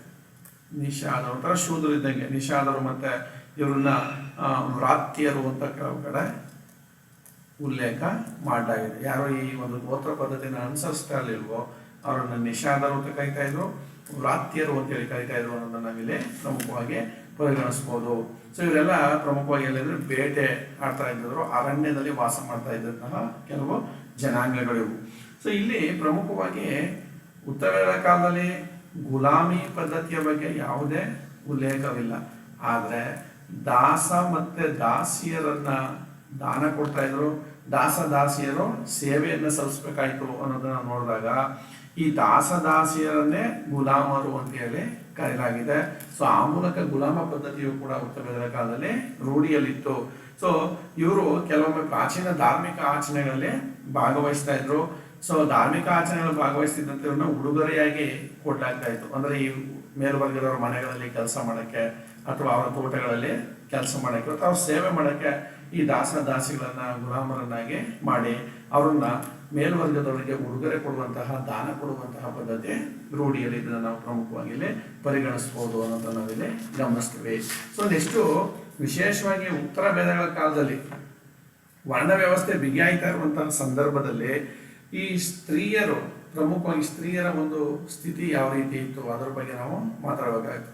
ಉತ್ತರ ವೇದಗಳ ಕಾಲದಲ್ಲಿ ಸ್ತ್ರೀಯರ ಸ್ಥಾನಮಾನವು ಕೂಡ ಅತ್ಯಂತ ಸಂಕೀರ್ಣವಾಗಿತ್ತು. ಸ್ತ್ರೀಯರಿಂದ ಎಲ್ಲ ಹಕ್ಕುಗಳನ್ನು ಕಸಿದುಕೊಳ್ಳಾಯಿತು, ಸವಲತ್ತುಗಳನ್ನು ಕಸಿದುಕೊಳ್ಳಾಯಿತು. ವಿಶೇಷವಾಗಿ ಶಿಕ್ಷಣದ ಹಕ್ಕನ್ನು ಕಸಿದುಕೊಳ್ಳಾಯಿತು, ಆಸ್ತಿಯ ಹಕ್ಕನ್ನು ಕಸಿದುಕೊಳ್ಳಾಯಿತು. ಸೊ ಈ ಮನು ಒಂದು ಕಡೆ ಹೇಳ್ತಾನೆ, ಸ್ತ್ರೀ ನ ಸ್ವಾತಂತ್ರ್ಯ ಅರ್ಹತಿ, ಅಂದ್ರೆ ಸ್ತ್ರೀಯರು ಸ್ವಾತಂತ್ರ್ಯಕ್ಕೆ ಅರ್ಹರಲ್ಲ ಅಂತ ಹೇಳ್ತಾ ಇದ್ದ.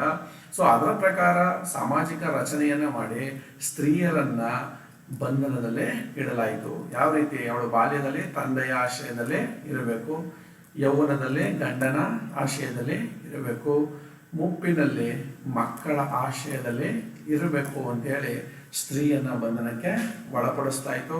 ಸ್ತ್ರೀಯರ ಸ್ಥಿತಿ ಅತ್ಯಂತ ಶೋಚನೀಯ ಆಯಿತು. ಸೊ ಇಲ್ಲಿ ಪ್ರಮುಖವಾಗಿ ಸತಿ ಪದ್ಧತಿಯ ಆರಂಭ ಆಗಿರೋದನ್ನು ನಾವು ಗುರುತಿಸ್ತೀವಿ. ಸತಿ ಪದ್ಧತಿಯನ್ನು ಪ್ರಾರಂಭ ಮಾಡಿದ್ರು. ಸೊ ಆನಂತರ ಬಾಲ್ಯ ವಿವಾಹ ಪ್ರಾರಂಭ ಆಗಿತ್ತು. ಹೆಣ್ಣು ಮಕ್ಕಳ ಜನನವನ್ನ ಅನಿಷ್ಟ ಅಂತೇಳಿ ಪರಿಗಣಿಸ್ತಾ ಇದ್ರು. ಹೆಣ್ಣು ಮಕ್ಕಳು ಜನಿಸಿದ್ರೆ ಅನಿಷ್ಟ ನಮಗೆ ಅಂತೇಳಿ ತಿಳಿಯುವಂಥ ಒಂದು ಸಾಮಾಜಿಕ ವ್ಯವಸ್ಥೆ ಆ ಕಾಲದಲ್ಲಿ ಇದನ್ನು ನಾವು ಪ್ರಮುಖವಾಗಿ ಪರಿಗಣಿಸ್ತೀವಿ. ಸೊ ಇನ್ನು ನಾವು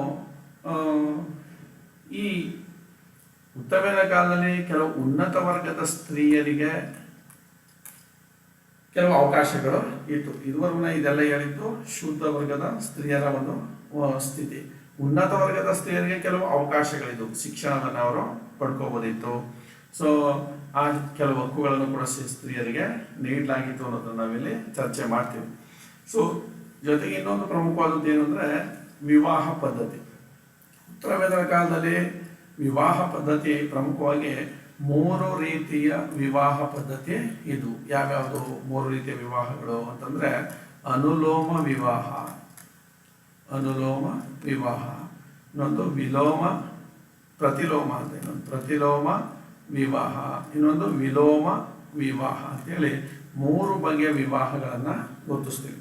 ಅನುಲೋಮ ವಿವಾಹ ಅಂದ್ರೆ ಏನು? ಇಲ್ಲಿ ಗಂಡು ಉನ್ನತ ಜಾತಿಯಾಗಿದ್ದು ಹೆಣ್ಣು ಕೆಳಜಾತಿ ಆಗಿದ್ರೆ, ಅಂದ್ರೆ ಗಂಡು ಬ್ರಾಹ್ಮಣನಾಗಿದ್ದು ಹೆಣ್ಣು ಕ್ಷತ್ರಿಯಳಾಗಿದ್ರೆ ಅಥವಾ ಕ್ಷತ್ರಿಯರಿಗಿಂತ ವೈಶ್ಯಳಾಗಿದ್ರೆ, ಶೂದ್ರರು ಮದುವೆ ಆಗ್ತಿರ್ಲಿಲ್ಲ ಇವರು, ಮ್ಯಾಕ್ಸಿಮಮ್ ಕ್ಷತ್ರಿಯರು ಅಥವಾ ಶೂದ್ರರು. ಸೊ ಈ ಒಂದು ಮದುವೆಯನ್ನ ಅನುಲೋಮ ಅಂತ ಅಂದ್ರೆ ಬ್ರಾಹ್ಮಣ ಕ್ಷತ್ರಿಯ ಕನ್ಯೆ ಮತ್ತು ವೈಶ್ಯ ಕನ್ಯೆಯನ್ನು ವರಿಸಿದ್ರೆ ಅದನ್ನ ಅನುಲೋಮ ವಿವಾಹ ಅಂತೇಳಿ ಕರೀತಾ ಇದ್ರು. ಸೊ ನೆಕ್ಸ್ಟ್ ಪ್ರತಿಲೋಮ ಅಂತಂದ್ರೆ ಇಲ್ಲಿ ಸ್ತ್ರೀಯೇ ಉನ್ನತ ವರ್ಗದಲ್ಲಿ, ಅಂದ್ರೆ ಬ್ರಾಹ್ಮಣ ಸ್ತ್ರೀ ಕೆಳವರ್ಗದ ಪುರುಷನನ್ನ ಮದುವೆ ಆದ್ರೆ, ಉದಾಹರಣೆಗೆ ನಮಗೆ ನೋಡಿ ದೇವಯಾನಿ ಕಥೆ ನೆನಪು ಬರುತ್ತೆ. ಅವಳು ದೇವಯಾನಿ ಬ್ರಾಹ್ಮಣ ಆಗಿರ್ತಾರೆ, ಅವಳು ಪುರು ಮಹಾರಾಜನನ್ನ ಮದುವೆ ಆಗ್ತಾರೆ. ಸೊ ಇದನ್ನ ಪ್ರತಿಲೋಮ ವಿವಾಹ ಅಂತ ಕರಿತೀವಿ. ಹೆಣ್ಣು ಬ್ರಾಹ್ಮಣ ಆಗಿದ್ದು ಕೆಳವರ್ಗದ ಕ್ಷತ್ರಿಯ ಮತ್ತು ವೈಶ್ಯವರ್ಗದ ಪುರುಷರನ್ನ ಮದುವೆ ಆದ್ರೆ ಅದನ್ನ ಪ್ರತಿಲೋಮ ವಿವಾಹ ಅಂತ ಕರೀತಾ ಇದ್ರು. ಸೊ ಇನ್ನೊಂದು ಇರ್ತಕ್ಕಂಥದ್ದು ಯಾವುದು? ವಿಲೋಮ ಅನ್ನುವಂಥ ವಿವಾಹವನ್ನು ನಾವು ಪ್ರಮುಖವಾಗಿ ಪರಿಗಣಿಸ್ತೀವಿ. ಸೊ ವಿಲೋಮ ವಿವಾಹ ಏನು ಅಂತ ಹೇಳಿದ್ರೆ ಉನ್ನತ ವರ್ಗದ ಪುರುಷ ಕೆಳವರ್ಗದ ಸ್ತ್ರೀಯನ್ನ ಶೂದ್ರ ವರ್ಗದ ಸ್ತ್ರೀಯರನ್ನ ಮದುವೆ ಆದ್ರೆ ಅದನ್ನ ವಿಲೋಮ ವಿವಾಹ ಅಂತೇಳಿ ಕರೀತಾ ಇದ್ರು ಅನ್ನುವಂಥದ್ದು ನಮ್ಗಿಲ್ಲಿ ತಿಳಿದು ಬರುತ್ತೆ. ಸೊ ಮಹಿಳೆಯರ ಸ್ಥಾನಮಾನದಲ್ಲಿ ನಾವು ಪ್ರಮುಖವಾಗಿ ಗುರುತಿಸುವಂಥ ಈ ಒಂದು ವಿವಾಹ ಪದ್ಧತಿಗಳಲ್ಲಿ 3 ರೀತಿಯ ವಿವಾಹ ಪದ್ಧತಿಗಳಿದ್ರೆ ಅದರಲ್ಲಿ 8 ಪ್ರಕಾರಗಳಿದ್ವು. Very important. ಉತ್ತರ ಕಾಲದಲ್ಲಿ 8 ಪ್ರಕಾರದ ವಿವಾಹಗಳಿದ್ದನ್ನು ನಾವಿಲ್ಲಿ ಗಮನಿಸ್ಬೋದು. ಯಾವ್ಯಾವುದು? ಬ್ರಹ್ಮ ವಿವಾಹ ಇತ್ತು. ಸೊ ಆನಂತರ ದೈವ ವಿವಾಹ ಇತ್ತು. ಆರ್ಷ ವಿವಾಹ ಪದ್ಧತಿ ಇತ್ತು. ಸೊ ಆನಂತರ ಪ್ರಜಾಪತ್ಯ ಅನ್ನುವಂಥ ವಿವಾಹ ಪದ್ಧತಿ ಇತ್ತು. ಇದು ಈ 4 ವಿವಾಹ ಪದ್ಧತಿಗಳನ್ನು ಏನಂತ ಕರಿತಾ ಇದ್ವಿ? ಸಾಂಪ್ರದಾಯಿಕ ವಿವಾಹ ಪದ್ಧತಿಗಳು ಅಂತ ಕರಿತಾ ಇದ್ರು. ಬ್ರಹ್ಮ ವಿವಾಹ ಅಂದ್ರೆ ಏನು? ಒಂದೇ ವರ್ಣದಲ್ಲಿ ಯೋಗ್ಯ ವರನಿಗೆ ಕನ್ಯೆಯನ್ನ ಕನ್ಯಾ ಶುಲ್ಕದೊಂದಿಗೆ ಮಾಡ್ತಕ್ಕಂತಹ ಮದುವೆಯನ್ನ ಬ್ರಹ್ಮ ವಿವಾಹ ಅಂತ ಕರಿತಾ ಇದ್ರು. ಸೊ ಒಂದೇ ವರ್ಣ ಆಗಿರ್ಬೇಕು, ಅಂದ್ರೆ ಬ್ರಾಹ್ಮಣಗಳೇ ಆಗಿರ್ಬೇಕು. ಅಲ್ಲಿ ಯೋಗ್ಯ ವರನಿಗೆ ಕನ್ಯೆಯನ್ನ ಕನ್ಯಾ ಶುಲ್ಕದೊಂದಿಗೆ ಮದುವೆ ಮಾಡಬೇಕು. ಅಂದ್ರೆ ವರದಕ್ಷಿಣೆ ಕೊಟ್ಟು ಮದುವೆ ಮಾಡಬೇಕು ಅಂತ. ಕನ್ಯಾ ಶುಲ್ಕ ಅಂದ್ರೆ ಗಂಡು ಹೆಣ್ಣು ಕೊಡ್ತಾ ಇದ್ದಿಲ್ಲ, ಹೆಣ್ಣು ಗಂಡು ಕೊಡಬೇಕು ಅಂತ ಹೇಳಿ ವರದಕ್ಷಿಣೆ ಕೊಟ್ಟು ಮದುವೆ ಮಾಡ್ತಾ ಇದ್ದದನ್ನ ಬ್ರಹ್ಮ ವಿವಾಹ ಅಂತ ಕರಿತಾ ಇದ್ರು. ಸೊ ನೆಕ್ಸ್ಟ್ ದೈವ ವಿವಾಹ ಅಂದ್ರೆ ಏನು? ಯಜ್ಞ ಮಾಡುವ ಪುರೋಹಿತನಿಗೆ ಯಜ್ಞದ ಶುಲ್ಕದ ಭಾಗವಾಗಿ ಯಾರು ಯಜ್ಞ ಮಾಡಿರ್ತಾರಲ್ಲ ಆ ವ್ಯಕ್ತಿ ತನ್ನ ಮಗಳನ್ನ ಕೊಟ್ಟು ಮದುವೆ ಮಾಡ್ತಾ ಇದ್ದ, ಅದನ್ನ ದೈವ ವಿವಾಹ ಅಂತೇಳಿ ಕರಿತಾ ಇದ್ರು. ಆರ್ಷ ವಿವಾಹ ಅಂದ್ರೇನು?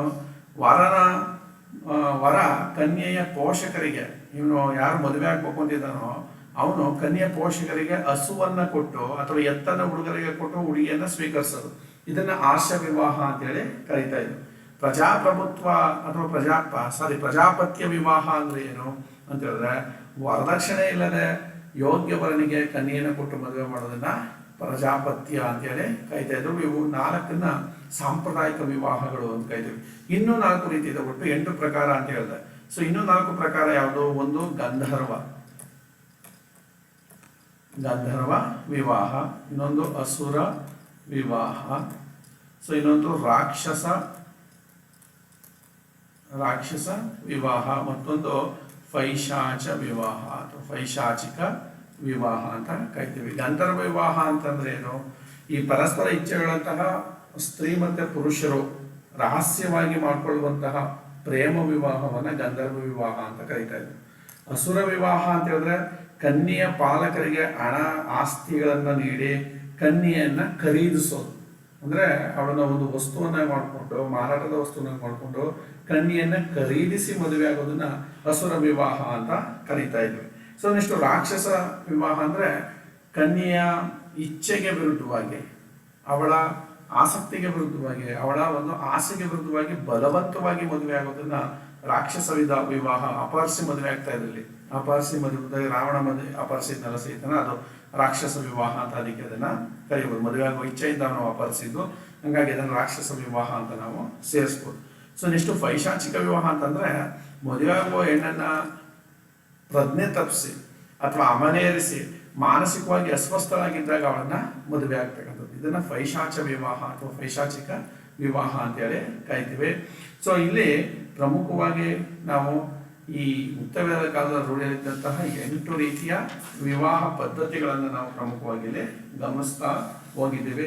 ಸೊ 3 ವಿಧಗಳ ವಿವಾಹ ಪದ್ಧತಿ, 8 ಪ್ರಕಾರಗಳ ವಿವಾಹಗಳನ್ನು ನಾವು ಉತ್ತರವೇದ ಕಾಲದಲ್ಲಿ ಗಮನಿಸ್ತಾ ಬಂದಿದ್ದೀವಿ.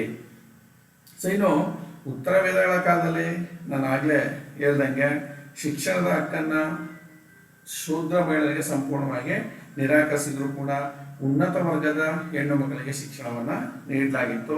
ಸೊ ಐತರೆಯ ಬ್ರಾಹ್ಮಣದಲ್ಲಿ ಒಂದು ಮಾತಿರುತ್ತೆ, ಅಂದ್ರೆ ಹೆಣ್ಣು ಮಕ್ಕಳು ದುಃಖದ ಮೂಲ, ಮಗನನ್ನ ಕುಟುಂಬದ ರಕ್ಷಕ ಅಂತೇಳಿ ಚಿತ್ರಿಸಿದ ಐತರೆಯ ಬ್ರಾಹ್ಮಣ. ನೋಡಿ, ಈ ಒಂದು ರ್ಯಾಡಿಕಲ್ ಸೊಸೈಟಿ ಅಂತ ಯಾಕೆ ಕರಿತೀವಿ ನಾವು ಉತ್ತರ ವೇದ ಕಾಲದ ಸೊಸೈಟಿನ ಅಂತಂದ್ರೆ, ಹೆಣ್ಣು ಮಕ್ಕಳು ಹುಟ್ಟಿದ್ರೆ ಅವಳು ಕುಟುಂಬಕ್ಕೆ ಶಾಪ ದುಃಖ ಅಂತ ಚಿಂತೆ ಮಾಡ್ತಾ ಇದ್ರು.